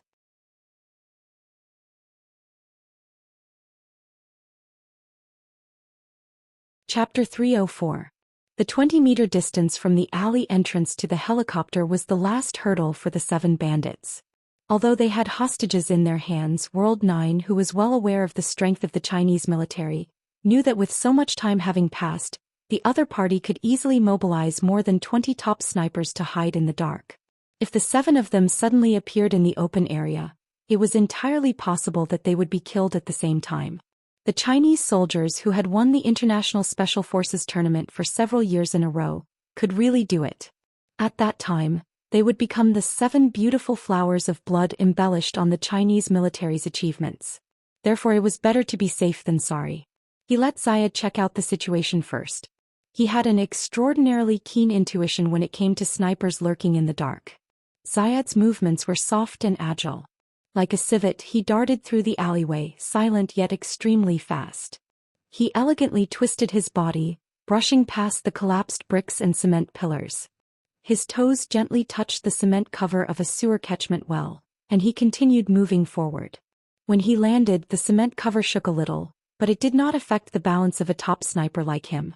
When he reached the entrance of the alley, Zayed looked around for a long time before quickly running back. This time, however, when he passed through the sewer catchment well, his clothes were grazed by a steel bar protruding from the cement pillar, causing a tear to appear. Zayed stood on the cement cover and glared fiercely at the steel bar before stomping his feet. "Damn it! How dare you break my prince's signature combat uniform?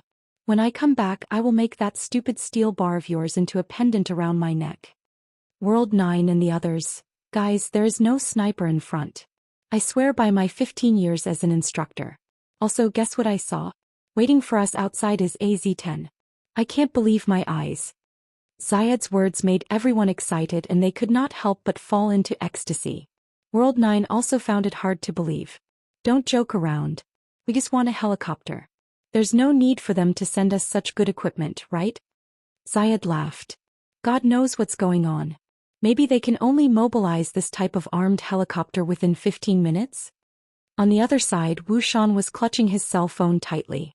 The voice of the man on the other end of the phone made him furious, but there was nothing he could do. He said, "Wu Xian, we gave away AZ-10. Wu Xian roared angrily, "You know who he is. If you insist on letting them go, you will be court-martialed." The person on the other side of the phone grunted. "I understand. That's why I hid 16 remote-controlled bombs on the helicopter. My finger has been on the switch all this time. I'm just waiting for you to say the word. Either press the button or I'll be court-martialed." If they were allowed to leave safely, Wu Tong's chances of survival might be 10%. "You and I are brothers. I'm willing to go to court for this 10% chance of my niece surviving." Wu Xian held his breath. He didn't expect the other party to be so determined. "I know. I don't know what to do." Wu Xian had never hesitated when making a decision in his life, but at this moment he couldn't make up his mind. "I know Wu Tong is important to you, but you are more important to us. We will not allow you to throw away your life. No matter how angry you are, it will be meaningless. You just need to tell me your decision. I will respect all your decisions. I will bear all your mistakes for you." The voice on the other side of the phone was still cold, but it was suppressing a great determination. Wu Xian leaned his head against the window and looked in the direction of Laowu's third steel factory from afar. He knew that as long as he said the word, the night sky would soon burst into a blood-red firework that could pierce through the darkness. Any of the remote-controlled bombs could destroy the helicopter in an instant. The power of 16 bombs exploding at the same time could destroy everything, turning the helicopter into molten iron in an instant. But when the time came, his daughter would also be on the helicopter. "After the helicopter takes off, press the button." When Wu Xian said this, it seemed as if he had used up all the strength in his body. Then he hung up the phone with a snap, clutched his throat and punched himself in the chest again and again. "Bastard! You bunch of bastards! Why do you have to do this to me? Why do you have to torture me like this? Why don't you give me a chance? Wait another 5 minutes, even if it's just 5 minutes." Wu Xian finally couldn't hold it in anymore and sobbed. He wanted so badly to exchange himself for Wu Tong, but things couldn't always go according to his wishes. For the power in his hands he had lost too much. Now he even had to give up the last bit of hope. Just as the person on the phone said, Even if the other party really took Wu Tong away safely, when they were out of danger, what awaited his daughter was almost certain death. Wu Tong's chance of survival was at most 10%. He really couldn't let the person on the other side of the phone go to the military court for this slim chance. The price was too heavy. When he really weighed the pros and cons of this matter in his heart, he knew why Wu Tong still refused to forgive him. So his daughter's life can also be weighed? Shouldn't I do my best even if there's only a 1 in a million chance? Am I really going to calculate that ridiculous percentage? I really am a pathetic politician. Wu Tong was right, I really don't deserve to have a family. I don't deserve to be a husband, much less a father. I'm just a pathetic tool, a tool controlled by my own and others' desire for power. Why don't you let me die? Bastard. All bastards. I'm also a bastard. Wu Xian slammed his head against the bulletproof glass, the loud sound almost causing the driver in front to lose control. Wu Xian himself was also dizzy from the impact. At this time, there was another dizzy person who was cursing someone in his head for being a bastard. This person was none other than Master Guang, who was as quick-witted as Zhuge Liang. Zhuge Liang used his brain to emerge victorious in every battle.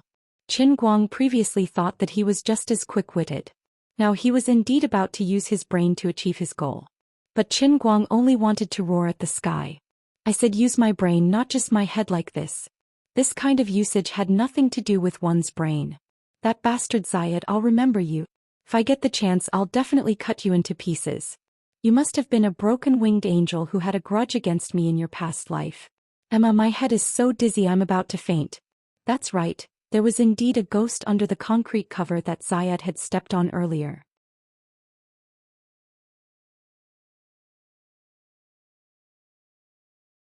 Chapter 305. About 2 minutes ago, before the group of people came out from the abandoned factory, Qin Guang had arrived here through the underwater pipe network. His target was the water collection well. Originally, the broken walls on both sides were not that compact. He had used his fastest speed to move some gravel and cement pillars over, forcefully compressing the space on both sides of the alley. His goal was very simple. He wanted those who wanted to pass through here to pass through the cement cover above his head. In addition, he moved the circular cement cover to a different position. He first pushed it up and then pushed it slightly forward. Under normal circumstances, if someone were to step on the cement cover in this state, the cover would immediately flip over and the person would slide down into the water collection well.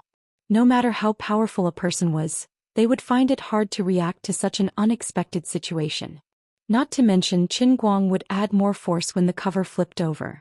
That way he would be able to catch the other party off guard. As long as the other party did not tie Wu Tong up, Qin Guang believed that with this move he would be able to snatch Wu Tong away in an instant. Once Wu Tong was dragged into the underground pipe network with the 3D model in his mind, the chances of successfully taking Wu Tong away was as high as 376%. Don't ask me how I calculated this. This is metaphysics and cannot be explained. The plan was perfect. All that was missing was a little sister Wu falling from the sky. But here came the problem. The one who fell down could only be Wu Tong and no one else. Thus, Qin Guang had to place both his legs on both sides of the water collection well. Then he placed his head and both his hands on the shaking cement cover. He used his head and hands to hold the cover until Wu Tong stepped on it. From his position he was able to see the person in front through the gap in the cover. It was not difficult to identify Wu Tong from her pants and feet. Everything appeared perfect until Zayed stepped on it twice. The first time Qin Guang easily held on. However, the sudden impact caused him to be pressed down hard. The hard cement cover slammed into his head, causing pain. Thankfully, he had transformed into a Buddha Knight in advance and accumulated enough bumps on his head. Disregarding everything else, the bumps on his head gave him the ability to resist the impact. It was as if he was wearing a safety helmet. There was a bump on his head, but he didn't panic. It was not until Zayed stepped on him for the second time that Qin Guang was still feeling smug in his heart. Then he was brutally hit in the head. It was one thing for this damned Middle Eastern bastard to stand on it, but this bastard actually stomped on it. This kick dealt a critical blow to Qin Guang, who nearly fainted from the impact. Monstrous hatred surged in his heart and he bit the dagger so hard that it almost broke. Even in their wildest dreams, Xiao and the others would never have imagined that someone would be able to sneak up on them under their noses. Not only that, the person would have heard their every move clearly and waited here in advance. At this moment they were mesmerized by the Z10 in front of them and their guard was at its lowest. Guys, let's go. Leave this place. Xiao fiercely pushed Wu Tong forward as he spoke. He couldn't help but smile. Wu Tong was pushed forward by Xiao. However, her feet were tied up and she could not move forward. She staggered slightly and nearly fell. Wu Tong bit her lips. She was also stunned by the Z10. The pain, regret, and struggle in her heart were indescribable. When Qin Guang saw this scene through the crack, he gradually calmed down from the rage in his heart. Because he knew that success or failure depended on this. Later on, Zayed, Modelo and I will take this woman and walk in front. Don't rush out of the alley. Remember to be on guard at all times. As long as they don't have the confidence to kill all 7 of us in an instant, they won't act rashly. This woman is really important. Xiao pushed Wu Tong again and turned around to speak to the people behind him. The others nodded in unison, thinking that his arrangement was very reasonable. At that moment, Zayed, who was standing beside Xiao, suddenly widened his eyes. His mouth gradually fell open and he wanted to shout out loud. However, he held back. F***K. It turned out that when Xiao turned around, Wu Tong had finally stepped on the cement cover above Qin Guang's head. Now, do it. Qin Guang's legs, which were originally standing on both sides of the well, abruptly closed and his entire body began to fall. His head that was on the cement cover slid down rapidly. At the same time, he reached out with both hands to grab the edge of the cover and pulled it down. The cover flipped. Wu Tong was caught off guard and she lost her balance. She subconsciously cried out, "Ah." Immediately after that, her entire body rapidly fell. At the same time, a hand reached out from below to grab her ankle and pull her down at an even faster speed. Someone is coming to save me? Who is it? As Wu Tong fell, all these thoughts flashed through her mind. She desperately twisted her body and controlled her posture, hoping to completely fall in the shortest amount of time possible. On the other side, when Zayed cursed out loud and slowly raised his gun, Wu Tong's entire body was only left with half of her body. Her long hair was still floating in the air. Everything had happened too quickly and too suddenly. No one could have imagined that someone would be lying in ambush. The moment the hostages stepped onto the concrete slab, Xiao was momentarily distracted. Wu Tong, who had been unlucky the whole night, finally got lucky for once. Below, Qin Guang first landed at the bottom of the 2-meter-deep well. He spread his arms and prepared to catch Wu Tong, who was falling from above. Behind him was the 50-centimeter-high, 60-centimeter-wide trench. As long as he could successfully shove Wu Tong in, today's mission would be a success. It was pitch black down there. The other party would definitely not dare to recklessly follow them down. At least that was what Qin Guang hoped for. Then, in another 30 seconds, he would be able to completely disappear into the complex underground network of pipes. Finally, Wu Tong landed. Qin Guang gently held her in his arms and the dagger in his mouth slid out. With lightning speed, he cut the rope binding her hands. However, it did not hurt her skin at all. Immediately after that, Qin Guang grabbed her by the buttocks and pushed her into the trench behind him. When she was inside, he whispered, "Hurry up and go." Then Qin Guang shrunk his neck, turned around and dove into the trench. Then he used the dagger to cut the rope binding her legs. The entire set of movements was as smooth as flowing water. The dagger was so nimble that it became his extra fingers. It was all thanks to the 20 years of experience in using cold weapons on the Sea of Transient. Of course, the strongest pencil sharpening skill in history that he had painstakingly honed in the pencil sharpening world could also be considered as an enhanced skill. When it came to firearms, the difference between Qin Guang and Xiao and the others could not be calculated. However, when it came to cold weapons like daggers and swords, Qin Guang could be considered as an absolute expert. Qin Guang. Wu Tong was bent over in the trench. When she heard Qin Guang's voice, she was instantly stunned. Why is it him?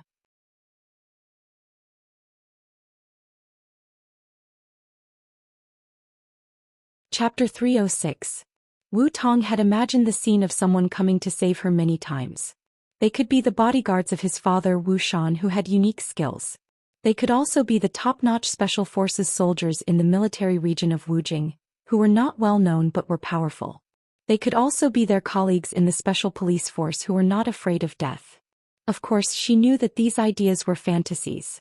The other party was too strong, and the time left for her people to rescue her was too short. No one could quietly appear here without them noticing. Until she fell into the well, she was completely desperate and didn't expect a savior to come from the sky. But the savior did come.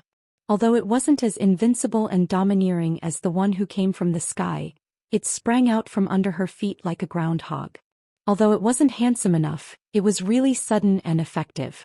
But why was it the younger brother who was still angry with her in the afternoon? Wasn't he a college student? Wu Tong really couldn't figure it out, so she was in a daze. Seeing that she didn't move, Qin Guang was anxious. He pushed her round buttocks from behind and squeezed himself into the gutter. Crawl forward. Wu Tong immediately came back to her senses. She would ask him after they escaped. Now was not the time to think about it. She rushed forward. Qin Guang's lips, which were biting the dagger, curled up slightly. He crawled forward and hid his whole body under the gutter. At this time, Qin Guang couldn't help but feel proud. It was really a safe move. The group of grandsons above wouldn't dare to jump down without knowing the situation. Then he heard a crack behind him as if something had fallen and smashed into the sole of his foot. Qin Guang bent his neck and looked back. He felt bad. Under the dim moonlight that leaked through the well, he could vaguely see what was lying quietly behind his anus. Damn it. Yes, it was a mini grenade the size of a baby's fist. Under the moonlight, the grenade lay quietly in the shadow, shining with a charming metallic luster. Indeed, they didn't follow him rashly. They just threw down a grenade without hesitation. In this short moment, Qin Guang felt that his thinking speed was faster than the speed of light. He really thought about a lot of things. I'm still a virgin. I'm still so young. I just earned 180 million and I haven't spent it yet. The worst thing in the world was to be alive but penniless. What was even worse was that the person had died but the $180 million had not been spent. My father was going to have to send his son off. I didn't become a real rich second generation, nor was I a rich first generation. However, I left my parents a huge inheritance that they wouldn't be able to spend in a few lifetimes. Just thinking about it made him feel miserable. Also, if the grenade were to explode at such a close distance, wouldn't this daisy that I've kept for 20 years blossom? I was an indisputably straight man before I died, but when I died I became a gay man. The fate of life was truly indescribable in a few words. Also, if I spread out my body, would I be able to block the impact of the grenade's explosion? Wu Tong would be able to survive, right? A saint like me will definitely be able to reincarnate well in my next life, right? Wait, block the impact of the explosion? Logically speaking, I have a pretty good idea. Maybe I can try it. Perhaps it only took 0.5 seconds, but after countless thoughts in his mind took a huge detour around Wujing City's third ring road, he finally found the only chance of survival in this certain death situation. As the saying goes, heaven never seals off one's way. The one was the only chance of survival.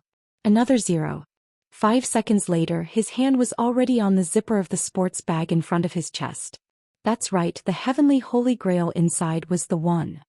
Even though Liuli had disconnected and the heavenly holy grail couldn't provide any extra help. However, it was very sturdy. Qin Guang felt that he had never moved so fast before. From the moment he had this idea to the moment he unzipped the heavenly holy grail, to the moment he twisted off the lid, to the moment he grabbed the mini grenade that was faintly heating up from the ground and threw it into the grail, to the moment he twisted the lid back on. From start to finish, it only took about 5 seconds. Boom. Just as the lid was tightened, a dazzling light shot out from the grail, almost blinding his eyes. At the same time, there was a deafening sound that almost deafened his ears. After that, nothing happened. That's right, there really wasn't any more movement. Nothing had changed. He had survived. Alright, perhaps the heavenly holy grail becoming a little heavier could be considered a change. After all, there was a grenade that had just exploded inside. Other than that, the grail was still ice cold in his hands. There wasn't the slightest bit of heat coming out from it. Double vacuum, extremely strong insulation. I'm kneeling. Only today did I realize that it was truly an invincible divine weapon. A product of the immortal realm. A must-be of the highest quality. Tough and durable. When the light quickly dimmed, Qin Guang gripped the grail tightly and stuffed it back into his bag. Then he ruthlessly slapped Wu Tong's buttocks, who had a blank look on her face and didn't know what had happened. Hurry up and go. Wu Tong felt that her worldview had collapsed. She had seen grenades before. Although she didn't see them clearly, she could roughly guess what they were just from the sound and light effects. As she quickly crawled forward, she couldn't help but ask, "That was a grenade, right?" Qin Guang couldn't explain it to her. He could only urge her, "I'll explain it to you later." Are you born in the year of the horse? Move a little with a slap? Can we not be a scammer? Can we run faster? Wu Tong's face turned red and she didn't dare to say anything else. She lowered her head and scurried forward. Lower your head. You'll hit your head. The two of them crawled forward for about 5 to 6 meters when Qin Guang suddenly said. Wu Tong asked curiously, "How did you know?" Qin Guang slapped her buttocks again. "The 56 bumps on my head can answer all your questions." At that moment, Wu Tong was not the only one who was shocked. Even Shurjiu and the others who were standing at the well were completely dumbfounded. The most important hostage had escaped like a rat right under their noses.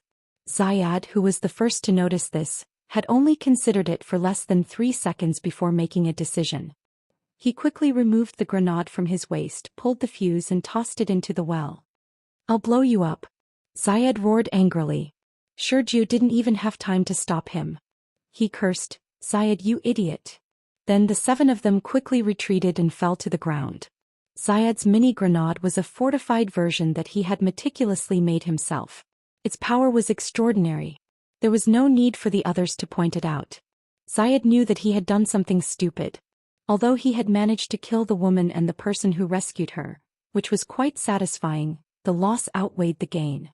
Losing the hostage meant that they would no longer be able to safely cross the 20-meter gap to reach the helicopter.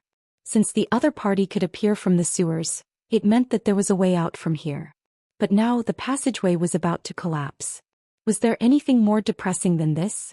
But in reality, the grenade exploded as expected. The sound and visual effects were very powerful, proving that the mini grenade Zayad had made was extraordinary. After that, there was no more movement. The well did not collapse. Not even a wisp of smoke came out from it. The 7 international felons who were lying on the ground raised their necks to look at the well, a look of bewilderment on their faces. Does this mean that our grenade was made with special effects? It's just for show.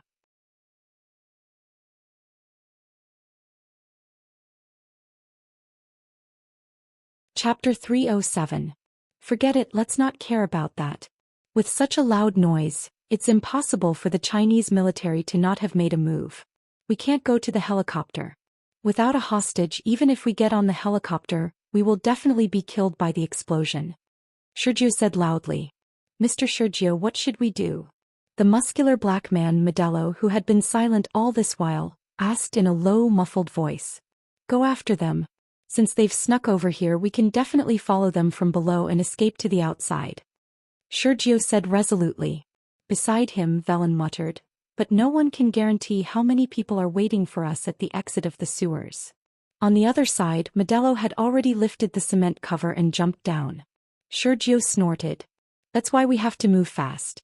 As long as we catch that woman again, even if there are people waiting for us outside, the situation won't be any worse than it is now. Sure. On the other side, Zayad also jumped down with Modelo. He was really curious as to why there was no reaction from below even though his grenade had clearly exploded. The 7 bandits made a prompt decision and one by one they scurried downwards. Waylon, who was the last to fall, was more vigilant. He pulled the well's cover over and covered it tightly. He said to Shurjiu, who was in front of him, I have a feeling that there's only one person on the other side. Zayad, who was crawling at the front, shrugged his dog nose. Velen, you're right. There's only one person. But, Shurjiu asked, but what? Zayad pondered for a moment. There's a very strong smell of blood. You can even smell that. Modelo, who was crawling at the front, asked curiously. Zayad grunted. This is the skill that I, Zayad, am most proud of. There's no mistaking it. The person who saved the policewoman was very terrifying. His hands were stained with blood. Only by killing humans at close range would his hands be stained with such a strong smell of blood. Modelo, you're the one who has killed the most people here, right? How many people have you killed? Modelo thought for a moment. I've killed about 20 to 30 people with a gun. If I've used a knife, maybe 5? Stop talking and be quiet. I can't hear anything in front of me. We'll be in big trouble if we lose him. The third of the 7 couldn't help but interrupt the chatterbox. They didn't know what was going on in front of them, so even if they had a flashlight, they didn't dare to turn it on. Since they were sure that the other party was an expert, they couldn't let their guard down. In this long and narrow tunnel of the sewer network, if the other party found a corner and waited in front of them with a machine gun in hand, no matter how elite the 7 of them were, they would definitely die without a burial ground no matter how strong they were. Of course, Qin Guang knew what was going on behind him. He had hoped that the other party would not dare to follow him for fear of harming the innocent. However, things did not develop in the direction he hoped for. After losing the hostage, it was understandable that they would make a prompt decision to follow him. What bad luck. They're following us. Hurry up. This is my phone. Take it first. Think of a way to contact the people outside. We can't shake them off. Turn on the flashlight and crawl forward. Faster. I'll recite a formula for you. Remember it well. From here forward, 3 left, 2 right, 5 left for right, 3 right, 7 left, 6 right for left for right. Remember this sequence. Then you'll be able to enter the large pipe that leads to the outside. After you get out, contact the police and troops outside as soon as possible. As Qin Guang spoke, he took out the popcorn 6p from his sports bag and stuffed it into Wu Tong's pants. His fingertips touched the heavenly holy grail and an idea popped up in his mind. Wu Tong took the phone back. What do you mean? What about you? Qin Guang was silent. They're too fast. I'm afraid we won't be able to shake them off if we work together. Let's split up. You go out first. I'll be responsible for luring them deeper. You bring people back to save me as soon as possible. No. Wu Tong of course wouldn't agree to Qin Guang's request. Qin Guang said firmly, we have to do it even if we can't.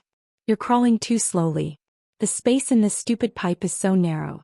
If they catch up, we'll both die.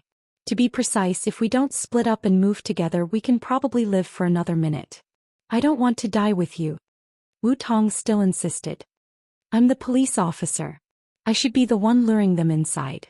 You go out and find people. Qin Guang was furious. Who the hell has the time to waste with you?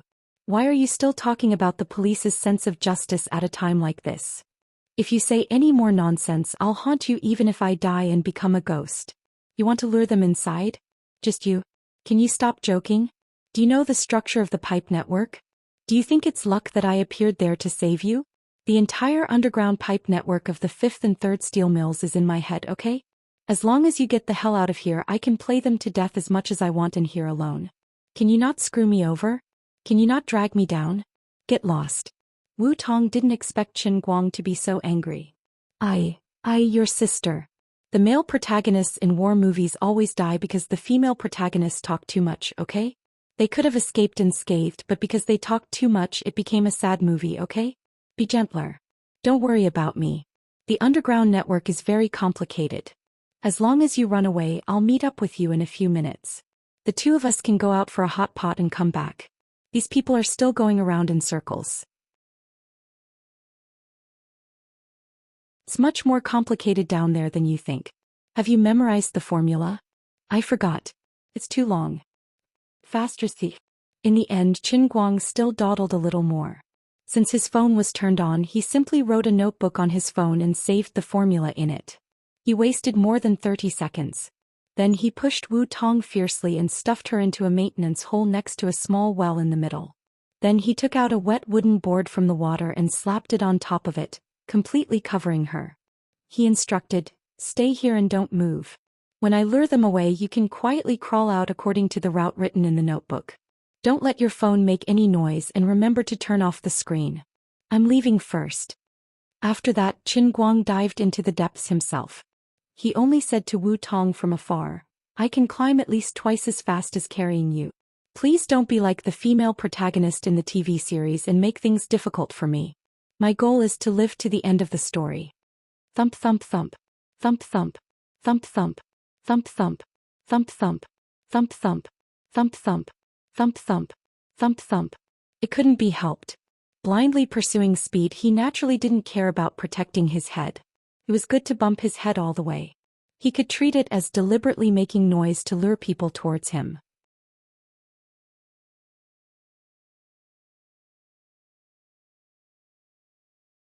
Chapter 308. Fortunately, the 3D map in Qin Guang's mind was obtained in real time. Some places had collapsed to the point that people could not pass through. This was reflected in the 3D model, so he could detect it in advance and avoid it.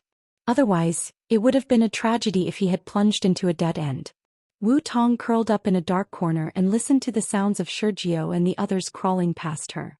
She held her breath and felt an indescribable mix of emotions in her heart. Qin Guang's sudden outburst of dominance made her unable to muster up the courage to oppose him. She could only do as he asked in a daze. However, now that he had lured them away, Wu Tong could not help but feel ashamed and regretful. Although his words sounded nice, his actions were actually using his life to cover his retreat.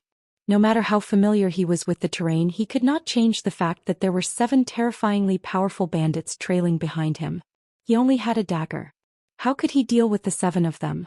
Wu Tong desperately suppressed her crazy heartbeat. She was even afraid that the sound of her heartbeat would be heard by the bandits who were leaving. Her heartbeat was so loud that it sounded like thunder in her ears. I always thought you didn't like me at all. I didn't expect you to be willing to die for me. Compared to you, I'm really a terrible police officer and a terrible sister. When the bandits finally left, Wu Tong gently pushed away the wooden plank in front of her. She struggled in pain and quietly walked toward the exit according to the direction Qin Guang had pointed. If Wu Tong had a gun in her hand, she would definitely choose to jump out without hesitation and sneak attack the 7 bandits from behind. Even if she could kill one of them, it would still be good. However, she was unarmed, so she could not die in such a meaningless way. Since Qin Guang had said that he could stall for time, he might be able to escape from another exit. The biggest role she could play was to rush out as soon as possible and contact the people outside as soon as possible. The earlier she could get the people to support her, the earlier she could get Qin Guang out of danger. For right. Turn right at the 4th bend. It's here. Even Wu Tong was impressed by how Qin Guang managed to memorize such a complicated escape route in his mind. After a few turns, her confidence in Qin Guang grew. At this moment, a loud noise suddenly came from the depths of the network. Boom. A few seconds later, a strong gust of air came from behind, pushing Wu Tong forward and causing her to fall. Her confidence, which had just been ignited, instantly froze. What was going on? What happened? Wu Tong's heart sank to the freezing point in that instant. There was no doubt that Qin Guang did not have any weapons. Such a deafening explosion could only have been caused by the bandits. Wu Tong's mind went blank.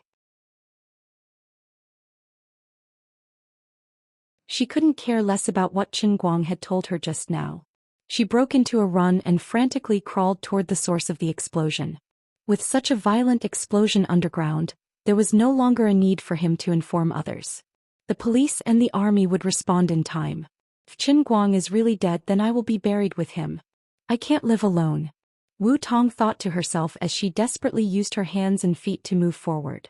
About 30 seconds ago, Qin Guang was stumbling all the way forward. He realized that he had underestimated the other party's capabilities. Although he had used his fastest speed to crawl through the underground pipe network, he still could not shake off the other party. Those people were so difficult to deal with that they were like leeches that had burrowed into the flesh. If this continued, it was only a matter of time before he was caught. If he was shot from behind, even if the old man had a first-generation steel door, he wouldn't be able to withstand the bullets. Listening to the sound of metal colliding with cement coming from the corner behind him, Qin Guang had goosebumps all over his body. I'm panicking. He once thought that his bravery could be compared to the martyrs who blocked the bullet hole. But when the threat of death really approached, Qin Guang sadly found that he was still very afraid of death. Forget it, since I can't escape, then I'll prepare to face it head-on. Qin Guang made up his mind and dived into the corner next to him. From here there was a terrain that he could use to turn the tables. The premise was that if the actual situation in the Heavenly Holy Grail was exactly the same as what he imagined. He fiercely stuffed his body into a collapsed gap, using both his hands and feet to push forward. Enduring the burning pain caused by the friction between his stomach and the sharp cement dregs and steel bars, he finally made his way out and dived into the puddle that was half a person's height. Even though he was prepared, he was still blinded by the strong rancid smell in the puddle. The 10-year-old rancid puddle really tasted sour and refreshing. His stomach was accidentally scratched by a steel bar hidden in the cement block. It tore open a wound about a foot long and fresh blood flowed out. Fortunately, the wound was not deep. It was just that it was soaked in the rancid water, and the pain was as if someone had ruthlessly whipped him. But Qin Guang didn't have time to think about these things. Instead, he immediately stood up and turned around to look at the place he had just come from. At this moment, he was standing in a sealed underground reservoir. About half a meter of the pipe had collapsed from the hole he had just come out from, leaving only a gap that was just big enough for him to squeeze through. Once he came out, he would immediately be in this reservoir. Even with Qin Guang's physique, it was very difficult for him to pass through. The 7 bandits were generally much stronger than him, so it would be even more difficult for them to squeeze through the gap. But Qin Guang couldn't count on this thing to stop them. He wanted to live, but the other party also didn't want to die under the muzzles of the special police and soldiers who were waiting outside. Now that they had fought to this point, no one could back down. Therefore, Qin Guang took out the heavenly Holy Grail and planned to give the other party a good time. The grenade just now had directly exploded in the cup. Relying on the power of the heavenly Holy Grail, the deafening grenade had become a squib. But in fact, it wasn't really a squib. Instead, the power of the entire explosion had been locked inside the cup. Regardless of whether it was the shrapnel that was supposed to fly everywhere or the air current that was engulfed in flames and heat waves, everything was locked inside. Perhaps this cup could be used as a delayed detonation bomb? While hiding at the opening of the sewer, Qin Guang twisted the lid of the cup with all his might. His idea was very simple. This section of the sewer was about 20 meters long. When the first bandit was lying in front of the gap, the other 6 behind him should be lined up neatly like ants. If he opened the cup at this moment and let the impact of the entire explosion be instantly released through the gap, the power would basically be about 80 to 90 times stronger than the grenade just now. It would be enough to make them suffer. In Murong Fu's words, this was called giving them a taste of their own medicine. It was a beautiful idea, but putting it into practice was extremely difficult. That was because the quick-witted Master Guang had forgotten one thing. The F*King lid couldn't be opened at all. The air pressure in the cup was about to break through the sky, and the lid was so tight that it seemed as if it had grown from it. It wasn't something that a human could handle. Kacha! Just as he was about to turn into a Spartan, a large black hand suddenly stretched out from the gap and slapped the ground. The sound was like a death knell. Really, save me. I'm really going to die. Your savior is going to die.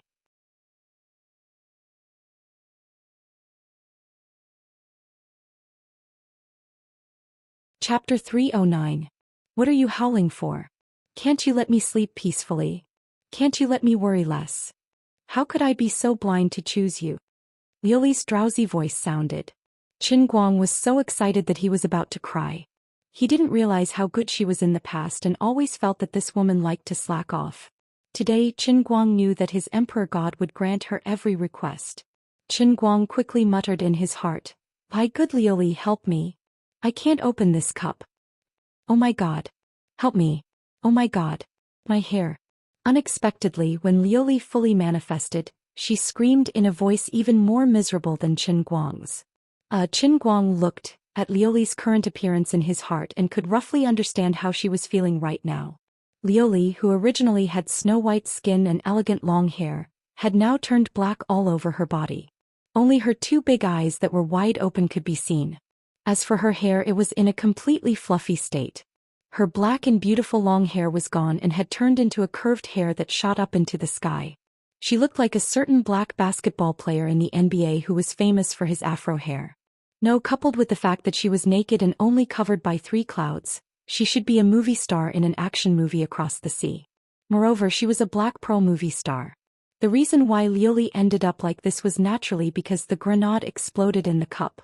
Then she discovered something and screamed, "Ah, my computer. My lifeblood.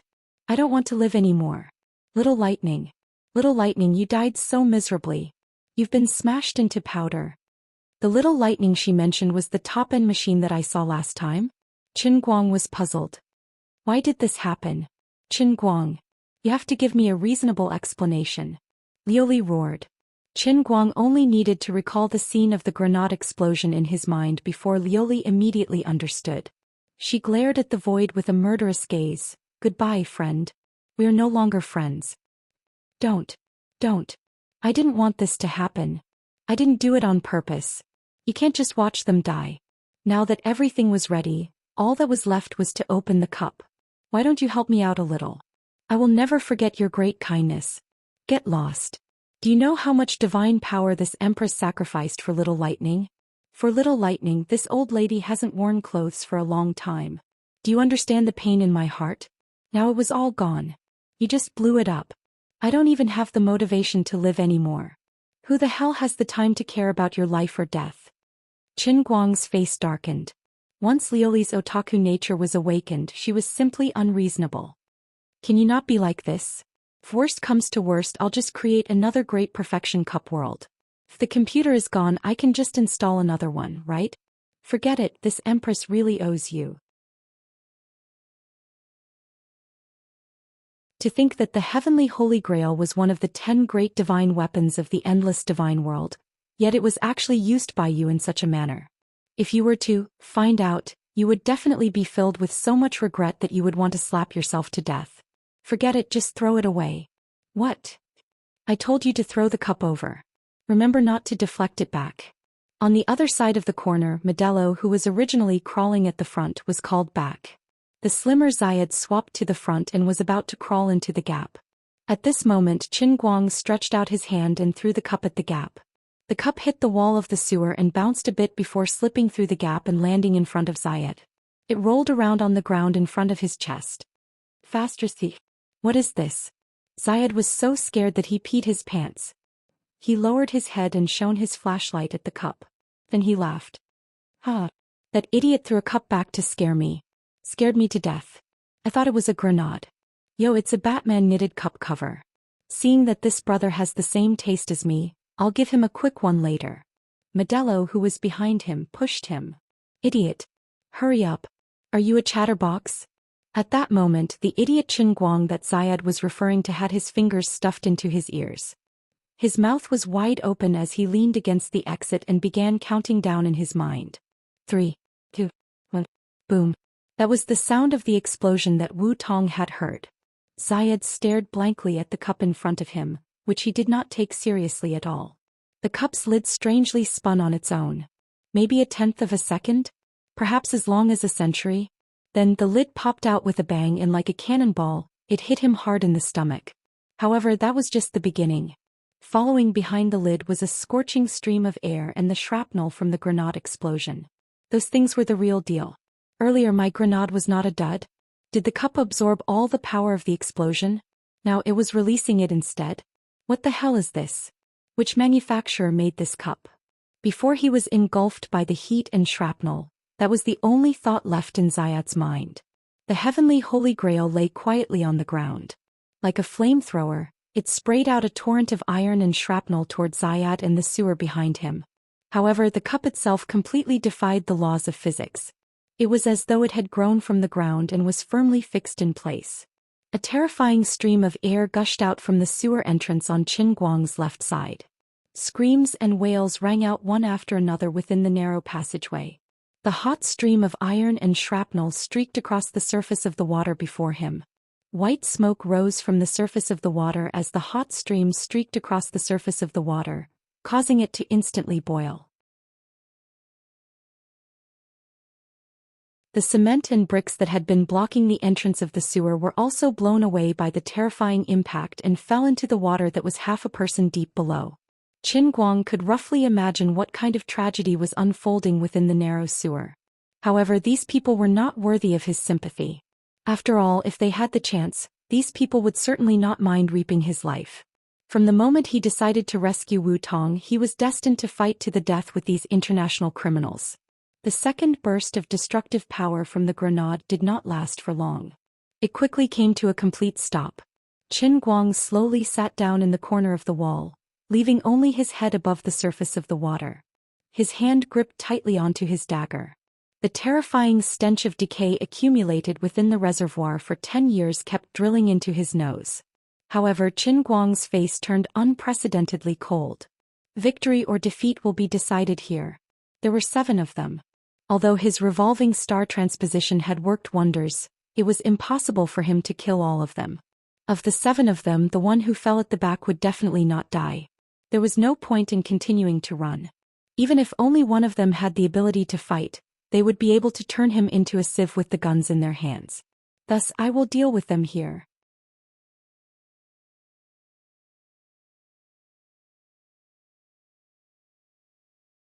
Chapter 310. There was no longer any movement from Azure. It was obvious that turning the transcendent Holy Grail into a bomb had exhausted the last of her divine power. Thinking about it, the divine emperor was quite pitiful.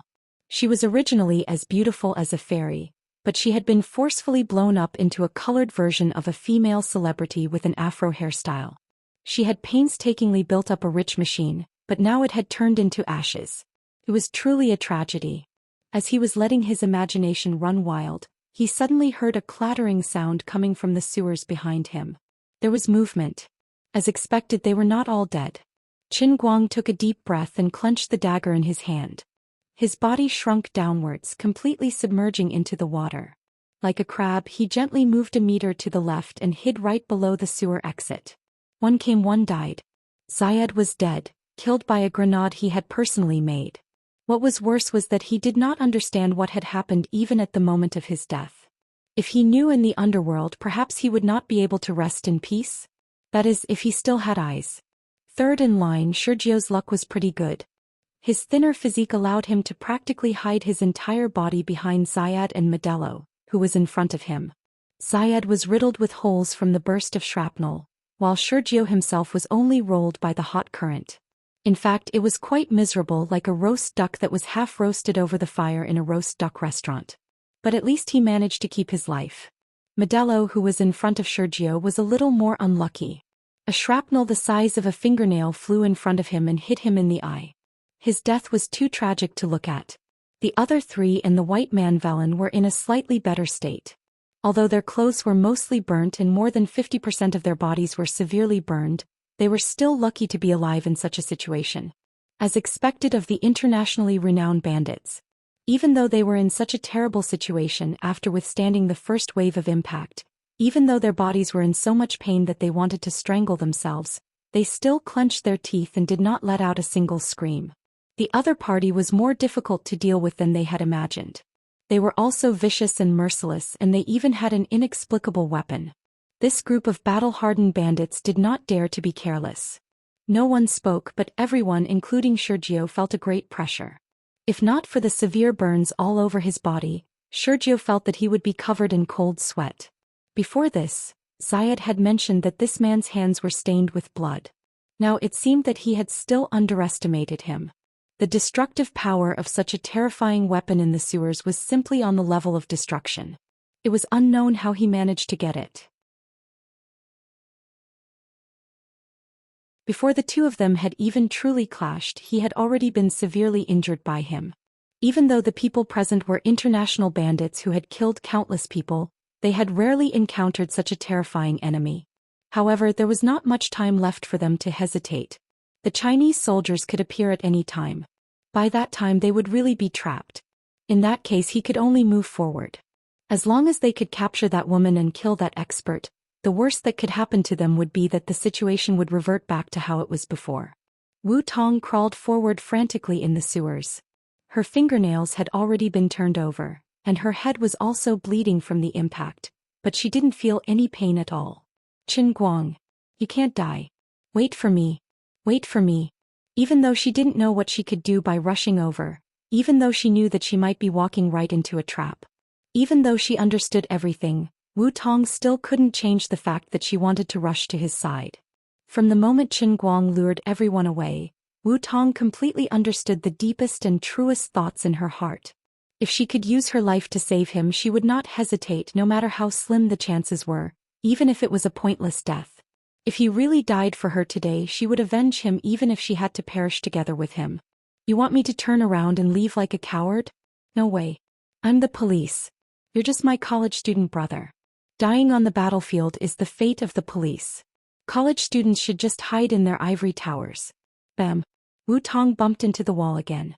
She saw stars and blood flowed down from her head. The blood flowed past her eyelids and dyed her vision red. Wu Tong wiped away the blood in front of her eyes. She huffed and puffed through her nose. She shook her dizzy head and continued to move forward. Qin Guang waited in the water for about 30 seconds. He couldn't breathe, but his experience in the Sea of Moments had made him much better at holding his breath underwater. A mere 30 seconds was nothing to him. Finally, a stone fell from above, splashed in the water and hit him on the forehead. Qin Guang knew that someone had come out from above. He gripped the dagger tightly in his right hand and slowly raised it. His face was completely parallel to the surface of the water. Qin Guang's face slowly approached the surface of the water like a ghost. The first person to emerge wasn't Sergio, but a brown-skinned mixed-blood man. His movements were very slow because every movement brought great pain to the burned parts of his body. He was already burned beyond recognition and he could barely open his eyes. He carefully reached out with his hand. His body slid across the exposed steel bars. The rubble that had piled up in the tunnel was all gone. Only the steel bars were left.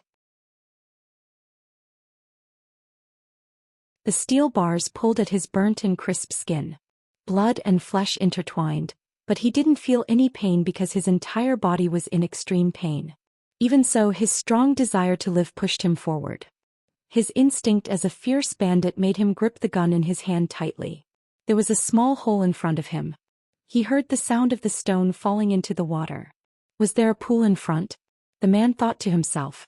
Then he slowly poked his head out. Immediately after, he felt a cold sensation on his neck. Then his mouth was covered by someone. Qin Guang was facing upwards. He allowed the man's hot blood to splash on his face, but he couldn't bear to blink. The right hand holding the dagger was pulling the man's hair, pulling his head down. His left hand was covering the man's mouth. The man opened his mouth fiercely and tried to bite Qin Guang's hand with his teeth. His body began to struggle like a worm. However, the blood on his neck flowed too quickly. His head quickly sank and his consciousness gradually fell into darkness. Qin Guang's lightning-fast and ruthless knife found the man's weakest spot in the darkness and completely destroyed his neck. Qin Guang didn't know how deep he had cut, but it was at least 3 inches. The man's struggle became weaker and weaker. Gradually he stopped breathing. Qin Guang dragged the man forward with both hands. The person inside seemed to be impatient and pushed him. Finally, the man's entire body fell. Qin Guang, who had sunk into the water again, took advantage of the situation and gently sent the man to the side. He then returned to the exit. At that moment, Qin Guang was very surprised. He thought that he would be very flustered and nervous since it was his first time killing someone in real life. However, that was not the case.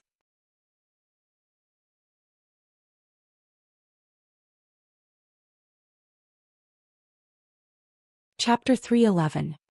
He discovered that he was terrifyingly calm without any ripples, as if he wasn't cutting someone's throat, but a piece of rag.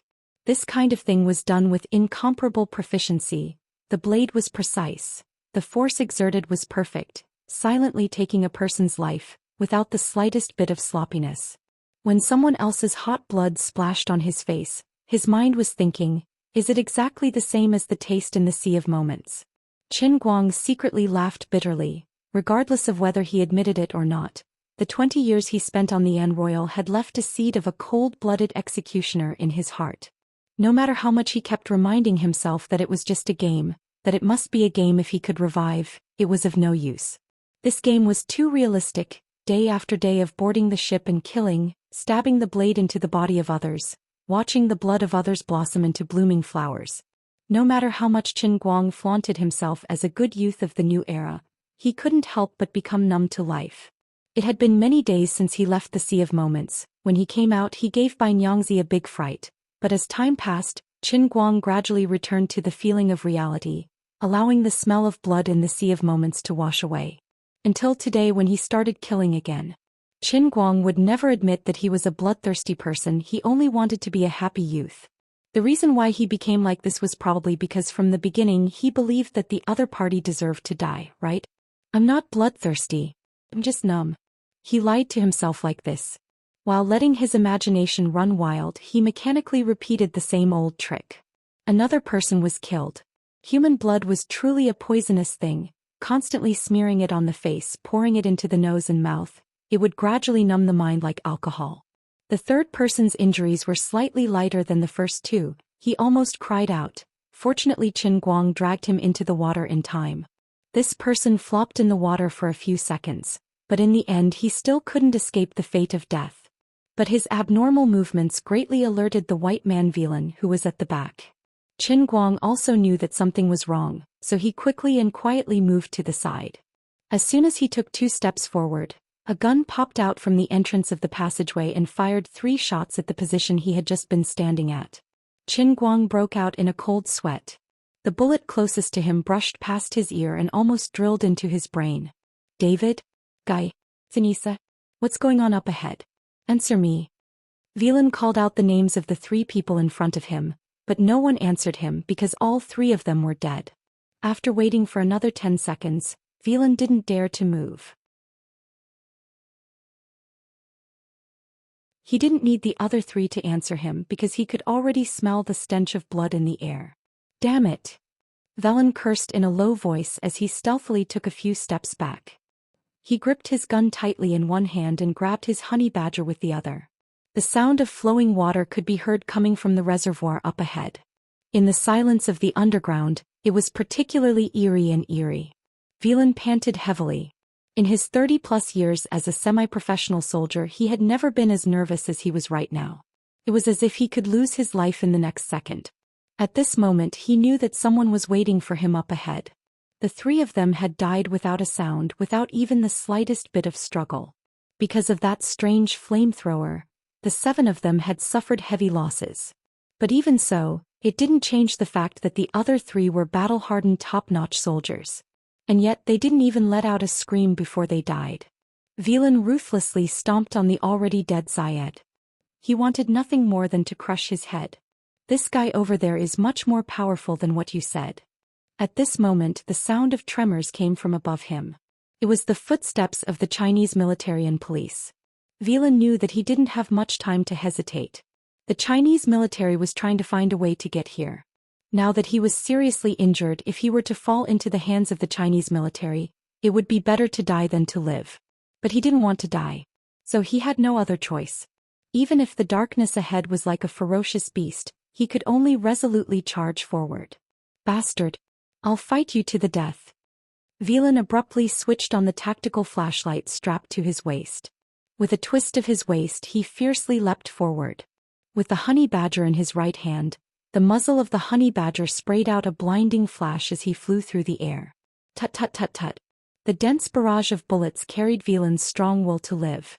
It viciously vented out, forming a ring around him. Villain steadily landed on the ground, his left hand tightly gripping the pistol.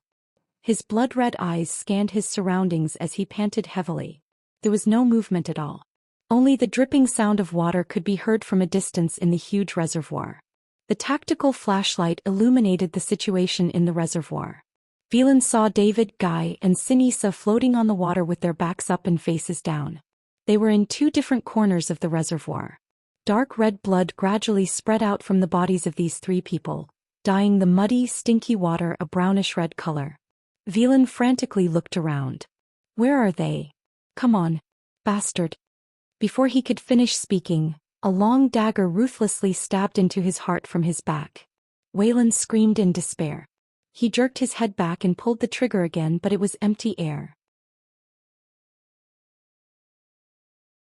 The person who stabbed the dagger into his back disappeared again. Qin Guang crouched in the water. For the first time he felt that this filthy, rancid, decade-old wine was so cute. If it wasn't for the fact that this baby had no visibility, he would have taken a picture of that bastard without any explanation. But Qin Guang's luck was finally running out. Villain frantically sprayed his bullets before dying. Finally, a bullet pierced through the water and hit his shoulder. Qin Guang groaned. He spat out a lot of air and gulped down another mouthful of dirty water. But this still wasn't the worst situation. What was worse was that Villain suddenly saw bubbles rising from the water. He aimed the honey badger in that direction. Blood kept gushing out of his mouth, but a smug look appeared on his face. Ha ha. Bastard, I've caught you. Qin Guang's hair stood on end. This is bad. Villain pulled the trigger. Click click. The honey badger ran out of bullets. No. Villain closed his eyes in despair. His consciousness gradually blurred and he slowly knelt down. Dead. Qin Guang, who had just escaped death, stood up from the water, panting heavily. There was a bloody hole in his shoulder. The bullet had pierced through and tore out a large piece of flesh. Fortunately, it missed by a centimeter and didn't injure his bones. Qin Guang leaned against the wall of the reservoir. He couldn't hide the smugness on his face. I'm finally a man with a bullet hole in my body. I survived. Just then, a beam of light came from the sewer exit. A man whose face was beyond recognition was lying on the ground, looking like a devil. His face was covered in horrifying red pieces of flesh. He narrowed his eyes and looked at him coldly. He grinned, revealing a mouthful of white teeth. He held a flashlight in his left hand and a gun in his right. He said in standard Mandarin, "I've caught you." Among the survivors, Nineth suffered the heaviest injuries. From the beginning he chose to lie on the ground and feign death. It was only when Villain lured Qin Guang out that he finally poked his head out.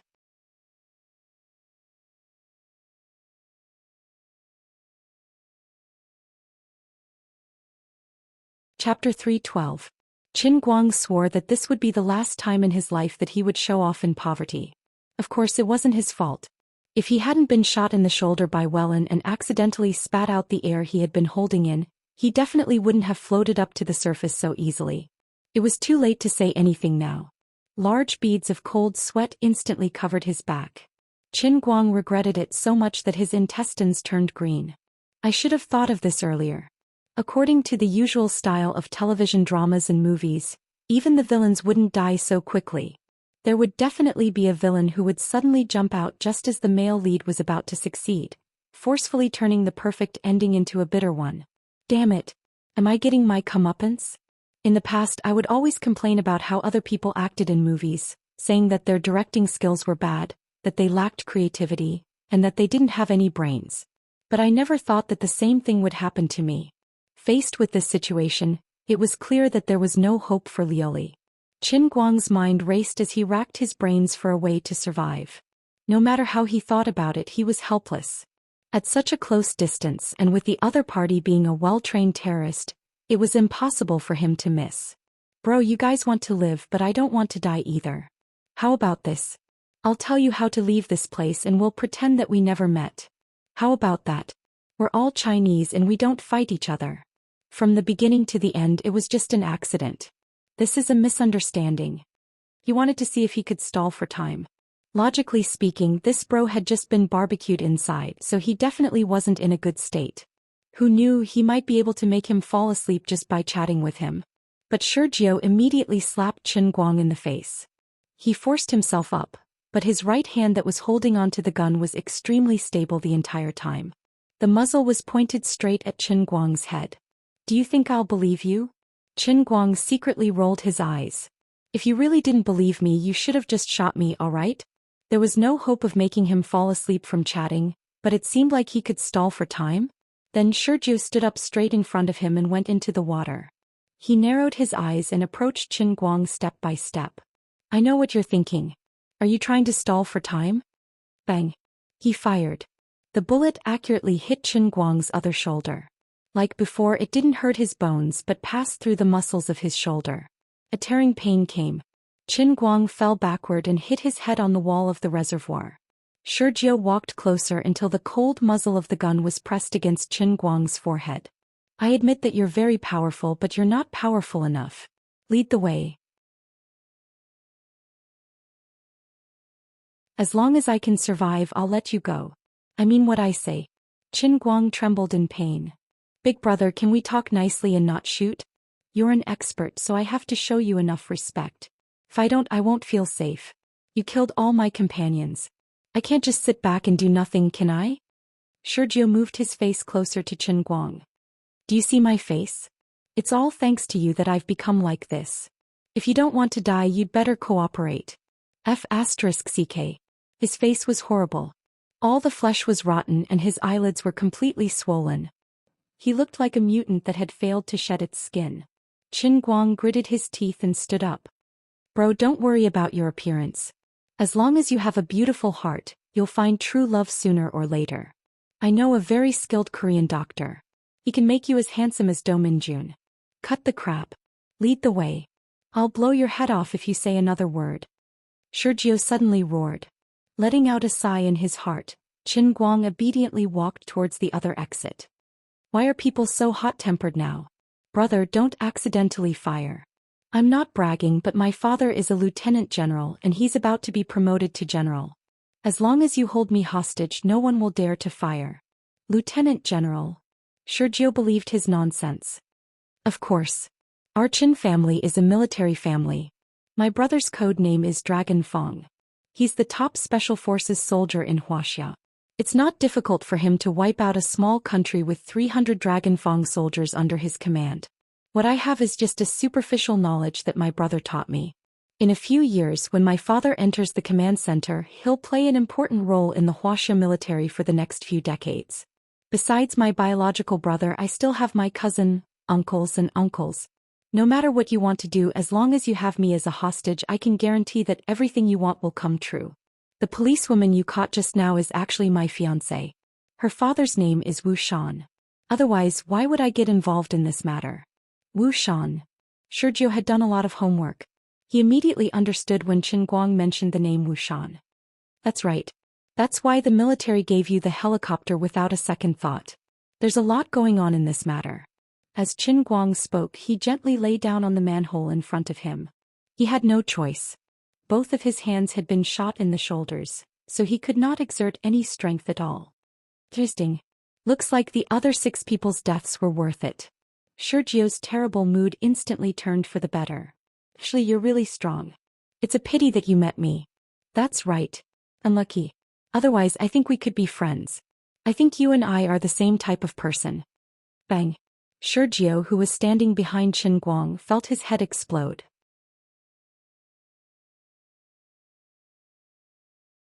At the previous exit, Wu Tong slowly lowered Zayat's sniper rifle. Qin Guang was so frightened by the gunshot that he peed his pants. He subconsciously shrank back, thinking that the guy behind him was tired of his talkative nature and fired again. He waited for a long time, but there was no movement. When he turned around, he saw Sergio's headless corpse. Not far away, a soft call came from another hole. Qin Guang. Old Master Guang's entire body went limp. Oh my god, I survived. Thank God. The saying that the villain dies because he talks too much is indeed stronger than the saying that the hero must die. I won the bet. Sis, you weren't so obedient to abandon me and run. You're too considerate. Although deep down I didn't want you to come back and drag me down. But if you saved my life instead, that would be a different story. Thank God you're back. I'm fine. I'm fine. I'm still alive. He forced himself to straighten his body and leaned against the entrance of the sewer. He subconsciously wanted to give Wu Tong a thumbs up, but he found that he could not lift his hand. Wu Tong was in a half-crouch. The sniper rifle in her hand was so hot that it looked as though it had just been fished out of boiling water. However, her hand was unprecedentedly steady. She continued to aim at Sergio, as though she was worried that this man who could not be any more dead would still be able to rise up and give Qin Guang a fatal blow. Then she finally heard Qin Guang speak. She saw him sit up bit by bit. His previously stopped breathing resumed and his frozen heart came to life once more. She tossed the sniper rifle away and jumped into the water. Using her hands and feet, she threw herself in front of Qin Guang, hugged him and cried. It's great that you're fine. Really. I knew I should have come back. I didn't become a deserter. Big sis, I was originally fine. If you hadn't let go, I feel like I'm really going to become disabled.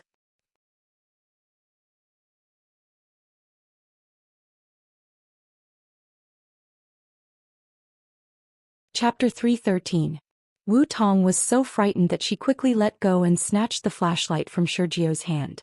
Then she kicked the corpse to the ground and shone it on Qin Guang's body. She burst into tears again. Your hand. Oh my god. If you become a cripple, can you not say such depressing things? As a veteran, how can I live without my hands? I can definitely heal it. Don't curse me. I was only shot in the shoulder. I've seen people survive after being shot in the neck. Wu Tong wiped away the tears and blood on her face. She looked confused. Veteran. Just leave. We're not from the same world. We don't have anything in common. Qin Guang spent about 3 minutes comforting Wu Tong. It was a pain in the ass. He was the one who was shot and she was the uniformed police officer. In the end, he, the victim, had to comfort the police officer. No, absolutely not. You were the one who killed these criminals. I was just a burden. How can I take the credit? Qin Guang wanted to let Wu Tong take the credit for killing these international criminals, but he did not expect her to reject him. He put on a straight face. Sis, can you not make things difficult for me? It's hard enough to work so hard to save a person, okay? I'm just a student, a cute college student. Now you want me to jump out and tell others that this cute college student just killed 6 vicious bandits with his own hands? Cut their throats? What will others think of me? Will I still be able to live a peaceful life in the future? But Wu Tong felt extremely ashamed. She had been feeling terrible since the beginning of the day. Now that she was being asked to falsely claim credit, she could not get over it. An ordinary person killed 6 people for no reason. Maybe this person will be blamed on me in the end. Even if these people were criminals with blood on their hands, I won't be able to explain it. You're a police officer. You fought with the criminals and killed them. That's normal, okay? But no one will believe me. Wu Tong was still persistent. It doesn't matter if other people believe it or not. In any case, you and I are both dead set on it. There's no third person who can jump out and say that you're bragging. Come on, if you really feel guilty and apologetic and want to express your gratitude to the old man for saving your life. Qin Guang pondered. Wu Tong's breathing stagnated. She thought to herself, if he wants me to repay him with my body, even though I'm not mentally prepared yet and even though I'm 5 years older than him, I'll still agree. She couldn't find another man like him in this world who was willing to die for her. As long as I become a family with him, his contributions will also be my contributions. If I get promoted because of this, it will also be his achievement. We will have a family. I can marry him and have children. I can raise him. Qin Guang continued, then you can. Wu Tong's breathing quickened.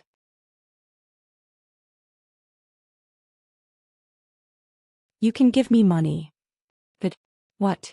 Wu Tong was dumbfounded.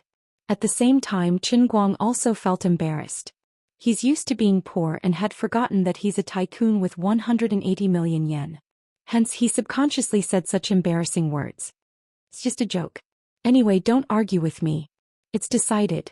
How do you want to repay me? We can talk about it in private later.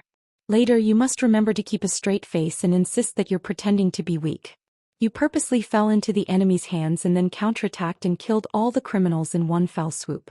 As Qin Guang spoke, he forced himself to stand up straight and walked toward the sewer entrance. What are you doing? Wu Tong followed him. Helping me find something. My cup. Cup? A fiberglass cup.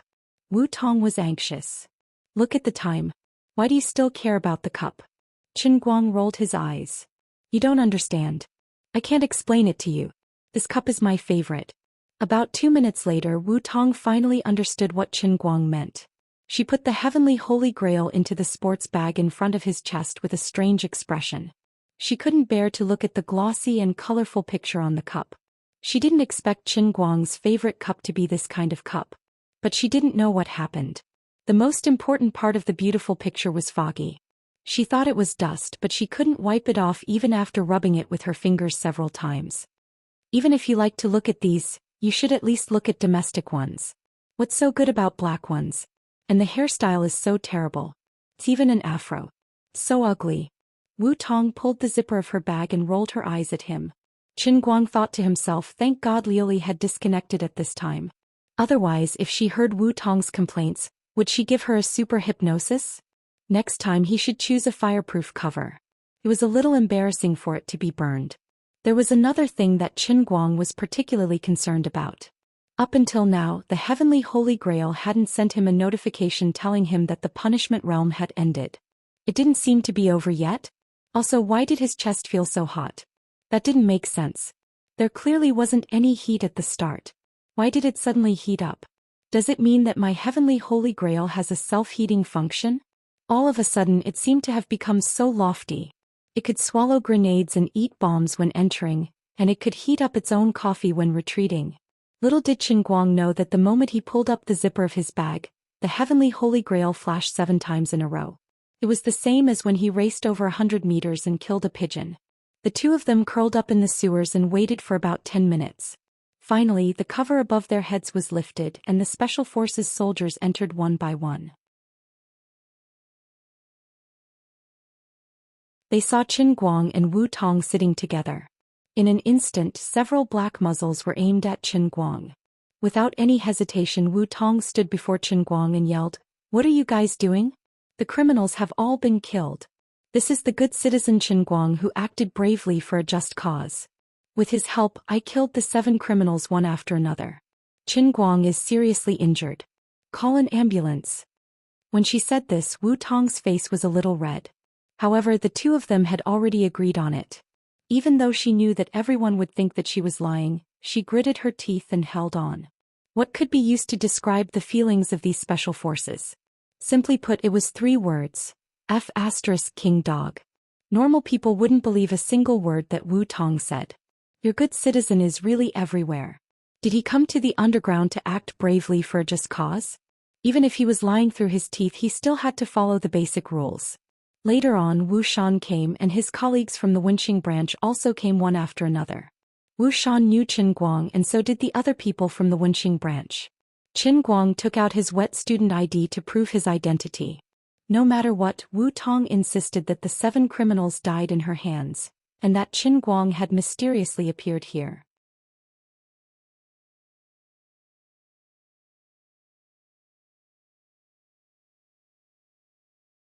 Chapter 314. Of course, Wu Xian knew that there was something fishy going on. However, since his daughter insisted on it, he would not ask further. He knew that it was useless to ask. At that moment, Wu Xian was immersed in self-blame.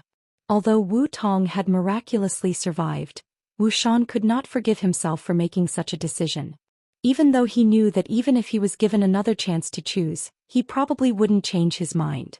The special police wanted to take Qin Guang away for questioning, but Wu Xian came to the rescue. Let's leave it at that. There's nothing to investigate. Since he's injured, let him go to the hospital first. If you have any other questions, you can ask Wu Tong and me. Wu Tong, who had escaped death, was furious.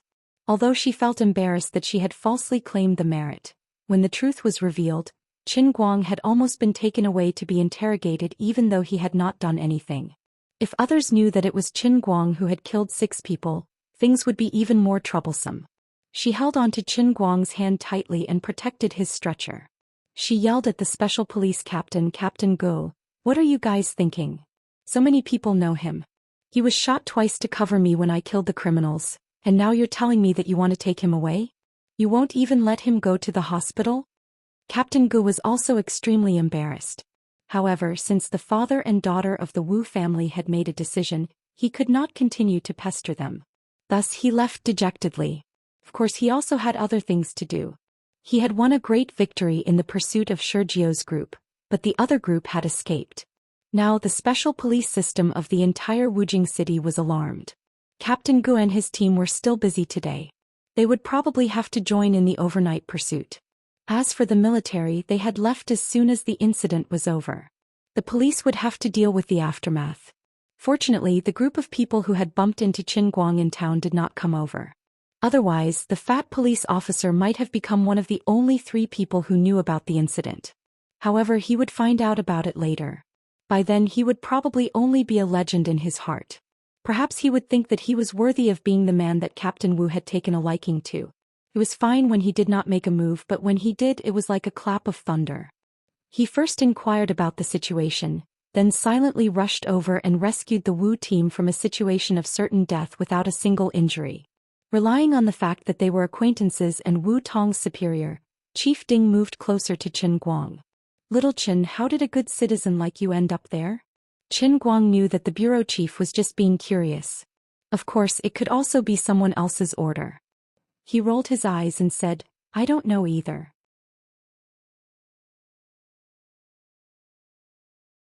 "I have the habit of sleepwalking since I was young. When I sleepwalk, I like to crawl into holes. When I wake up, I'm already lying there with 2 bloody holes on my shoulder. How unlucky." Qin Guang's ability to act shamelessly was much higher than Wu Tong's. With a bitter face, Chief Ding could not do anything to him. When we arrive at the hospital you can rest first. I'll go to the municipal bureau for a meeting. Wu Tong sat next to Qin Guang's stretcher in the ambulance. Two nurses were tying gauze on the head of the anti-terrorist hero. She had also hit her head hard. Qin Guang shook his head. Meeting my ass. You can't go anywhere tonight. You have to be wherever I am. Give me your hand. The punishment realm had not ended yet. Qin Guang was determined to endure it. Although his shoulder was really weak he could still move his fingers. Wu Tong's face turned red. She did not understand what he meant, but she obediently put her hand in his palm. Qin Guang squeezed her hand tightly. I'm injured now. I'm very fragile and may have a mental breakdown at any time. If you have a conscience let me hold your hand. Okay. Wu Tong's face turned even redder. The nurses on both sides covered their mouths and snickered. They had never seen a guy who was still in the mood to flirt with a girl when he was so injured. Sensing the sky-piercing Holy Grail's power spreading to Wu Tong and enveloping her, Qin Guang's heart was finally relieved and he glanced at the two nurses. Oh my God, what a pretty little girl. Did she just graduate from the nursing school? Excuse me, Officer Wu and I are just siblings. If it's possible, can we exchange phone numbers? Although I've been shot twice, I'm actually a 5-merit student of Gokyo University. I'm an outstanding student this year and the winner of the annual scholarship. Shut up. You're seriously injured. Wu Tong and the two nurses rebuked him together. I won't leave the front line if I'm lightly injured and I'll chase after girls day and night. Qin Guang continued to insist. Seeing that the three of them were about to lose their temper, Qin Guang immediately changed his words. By the way, which hospital is the ambulance going to? Wujing City Hospital. What's wrong? The beautiful nurse was finally willing to answer. Qin Guang straightened his body on the stretcher. No, we can't go to Wujing City Hospital. The three of them hurriedly pressed him down again. You'd better behave yourself. It's not about whether I'm being honest or not. My parents are both in Wujing City Hospital. My mother just had her surgery a few days ago. If she knew that I was shot, how scared would she be? Qin Guang was anxious. Under his insistence, they finally switched to another hospital. On the other side, World 8 was looking at the special communication device in his hand with a grave expression. He had been waiting for a long time with his finger pressed on it, but there was no movement. Finally, he threw the communication device away and said coldly, Sergio is dead. They should all be dead. Are we going to avenge them? World 8 shook his head. It's more important to complete the mission first. I don't care about other people's deaths. We, the Shattered World, will handle Sergio's death ourselves. There's no need for you to worry. The group entered the forest and disappeared into the darkness. There wasn't any shrapnel in Qin Guang's shoulder, since the bullet had pierced through it. The so-called treatment was just some disinfection and bandaging, along with some medicine to increase the vitality of his cells and also some medication. Qin Guang's luck was off the charts. He didn't hurt his bones or tendons. It was simply a blessing from the gods. On the other hand, Wu Tong's injuries were much simpler. Initially, she didn't have to be hospitalized, but Qin Guang didn't allow her to leave. Hence, the two of them were allocated 2 beds in the hospital and laid down side by side, holding hands. When the organization asks me how I did it, how do you think I should explain it? Wu Tong asked awkwardly as she lay on the bed. Qin Guang rolled his eyes. Police, don't you know how to talk nonsense? Just now, Chief Ding asked me why I was there. I told him that I sleepwalked there, but he couldn't even fart. You should learn from me. Have you seen the anti-Japanese drama? A delicate young girl was kissed by the Japanese, and then she exploded and went on a rampage. Just follow this train of thought and say that you saw a handsome young man like me getting shot. You also know me, so you were stimulated and your little universe exploded. Then your mind went blank, and when you came back to your senses, the bandits were already dead. Wu Tong was defeated by his shamelessness. Will others believe such an explanation? So what if they don't believe me? Anyway, there's no evidence and there's no recording at the scene. Everyone else is dead, so we can say whatever we want. Qin Guang, on the other hand, saw through everything. Wu Tong nodded. That's true.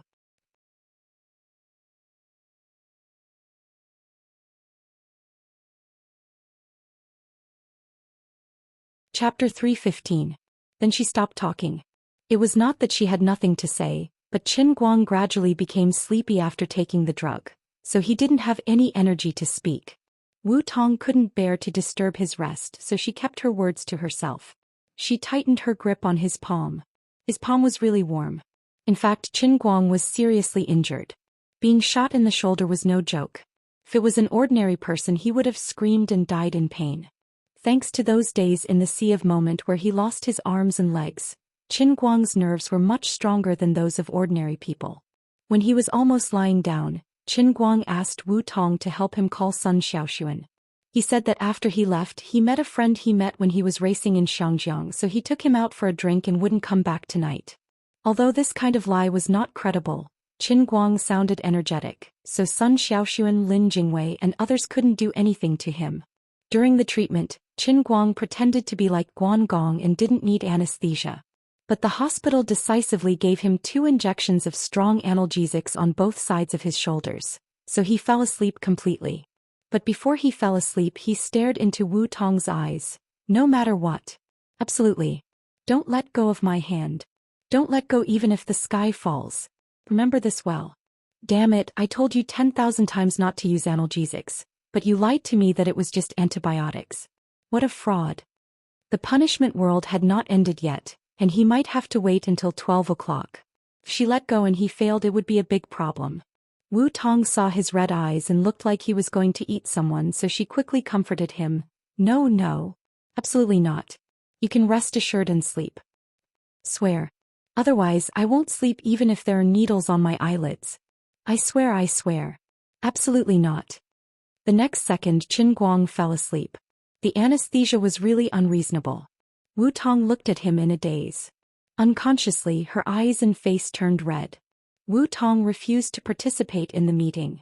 As the leader of the system and Wu Tong's father, although he was worried, he still let it go. No matter whether others believed it or not, no matter what others thought, as Qin Guang said, as long as he insisted, Wu Tong would be a great hero. If it were any other police officer, such a big mistake would basically announce the end of their political career. However, Wu Tong had always been different from others. As long as Wu Shan was willing, he could turn black into white in Dechuan province. What's more, the final result was that all 7 bandits had died in the sewer of the No. 3 steel works, while the other group of bandits had escaped unscathed. Comparing the two, it was clear who was superior. In this peaceful era, Wu Tong's contribution today could be considered as the first time Granny Lu entered the Grand View Garden.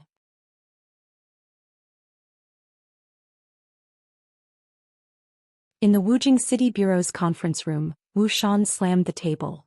Then, regarding Comrade Wu Tong's commendation, it's decided for the time being. At the same time, considering that the other group of robbers is currently on the run, we should focus on dealing with them. For the time being, we won't hold any commendation ceremony. These internationally notorious terrorists must be wiped out with all their might. Xiao Shui, the military sent you here to cooperate with us, so I feel at ease. Please be sure to give the terrorists a fatal blow and show the elegance of the Chinese soldiers. Don't let any of them escape.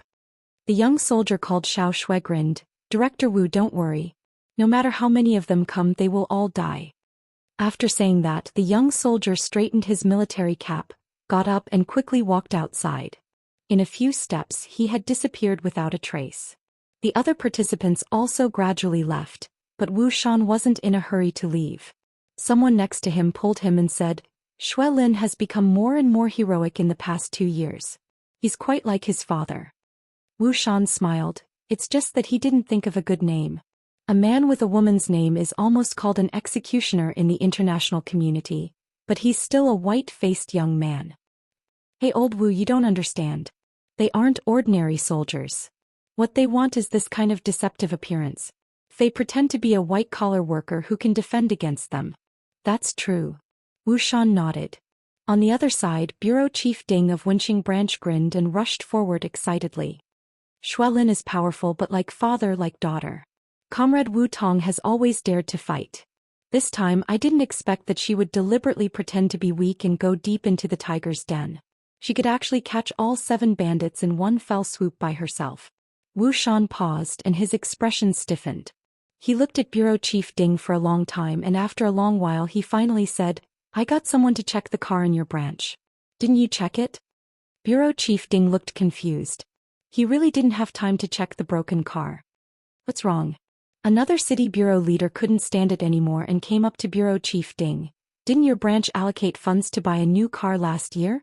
When Wu Tong drove your car in, the brakes completely fell off and the steering wheel fell on the seat. What's the meaning of this? How do you think Wu Tong drove in? Bureau Chief Ding was dumbfounded. After the meeting, Wu Xian came to the hospital again. He wanted to ask Wu Tong to go out and explain some things, but Wu Tong refused to get up from the ward. She explained to Wu Xian that she was injured and couldn't get up. She didn't care about the credit and just wanted to lie here as an injured person. Of course, Wu Xian didn't believe her. Of course, he didn't feel good about it either.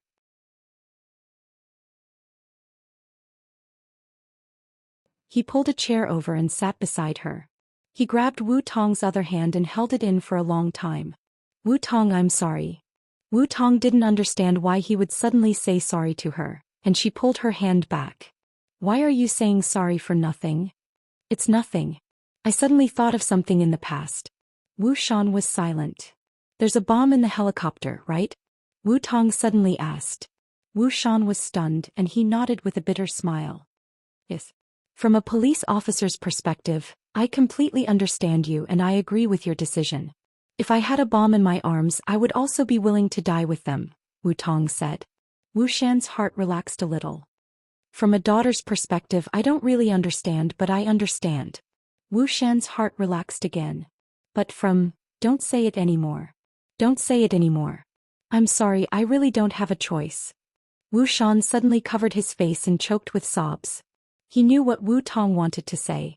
Thankfully, Wu Tong and Qin Guang were also in the intensive care ward, and there weren't any other patients. At this moment, the doctors and nurses weren't around. If others saw Chief Wu crying while holding onto his blanket, who knows if they would be frightened to death. After a long time, Wu Xian and Wu Tong finally calmed down. Wu Tong sighed. Dad, I'm not a young child anymore. There are some things that I might never be able to overcome emotionally, but now that I've become such a person, I understand rationally. It's good that you understand.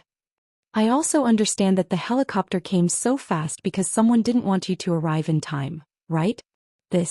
Alright, what's going on? I know you. I've checked the wounds on those 7 people. It's not your doing. Don't lie to me. Wu Tong thought for a while and looked outside the door to make sure there were no eavesdroppers. It was Qin Guang who saved me and he killed them.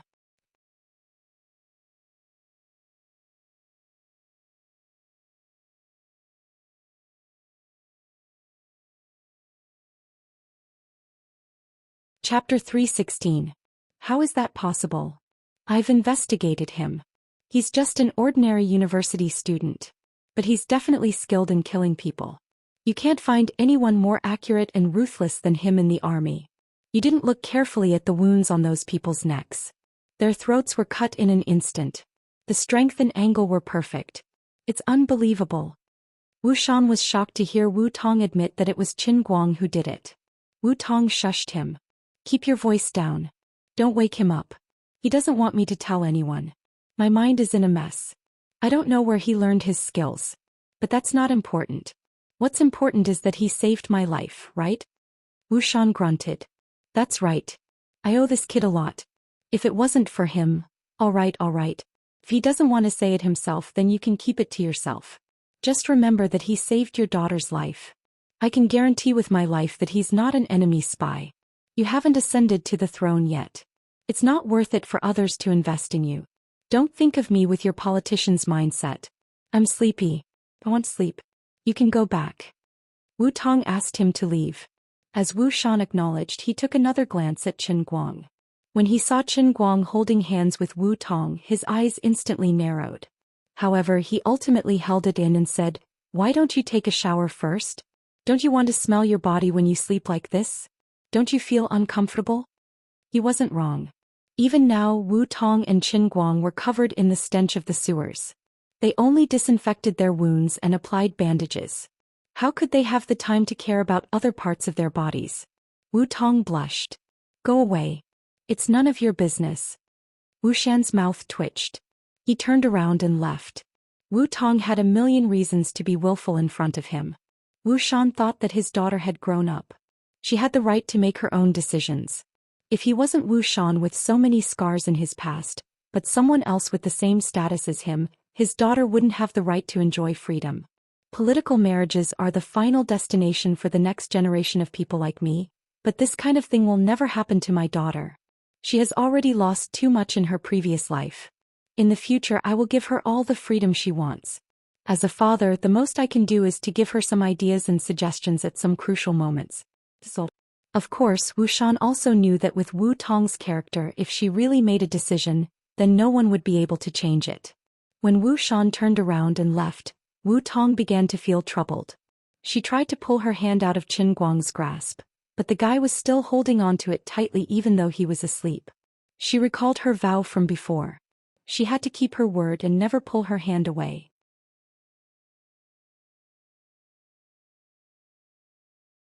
It was one thing for her to stink, but as a police officer she had encountered much worse situations. When she was chasing pigs for the public, Wu Tong had even fallen into a smelly sewer. It was embarrassing, but the police officers in the township police station had encountered many strange situations. But Qin Guang was seriously injured. He couldn't possibly continue to stink, right? The rotten water in the sewer was not only smelly, but God knows how many germs there were in it. So she couldn't just ignore it. What should she do now?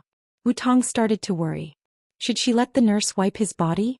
Although this seemed to be the most reasonable solution, she still didn't feel good about it. Damn it. I'm going all out today. Wu Tong clenched her teeth and pressed the beeper to call the nurse over. She asked the nurse to bring 2 warm wet towels and a change of quilt. Then she got up and half knelt beside the bed ready to get to work. Her left hand was tightly held by Qin Guang, and only her right hand could move. Looking at this guy sleeping like a dead pig, Wu Tong clenched her teeth again and started to pull up Qin Guang's clothes with one hand. There was a long wound on his stomach.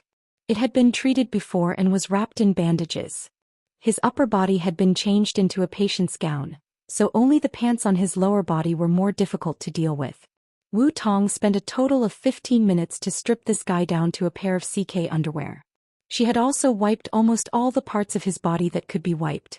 Putting aside how dirty and smelly his jacket was, the underwear was between his legs, which was a good place to hide dirt. Other parts of his body only had dry black marks, but his armpit and inner thighs were black. Now that the armpit had been cleaned, only a small triangular area was left. Looking at this guy's bulging crotch, Wu Tong suddenly felt very embarrassed. She held the cold wet towel in her hand, which was submerged in water, and didn't know what to do. There was only one last step left, but she couldn't take it. She reached out her hand a few times with trembling hands, but she retreated in panic as if she had been electrocuted. She looked up at the clock in the ward. Unknowingly, it was almost 12 o'clock in the morning. Wu Tong kept taking deep breaths. She thought to herself, Wu Tong, he even risked his life for you. Now that he is injured like this, how can you let him sleep the whole night dirty? Men are the same as women. If they don't pay attention to their personal hygiene, they will definitely get sick, right? If you choose to ignore it because of this pointless shyness and ignore it, how can you be worthy of the 2 shots he took for you? How can you be worthy of the danger he put himself in for you?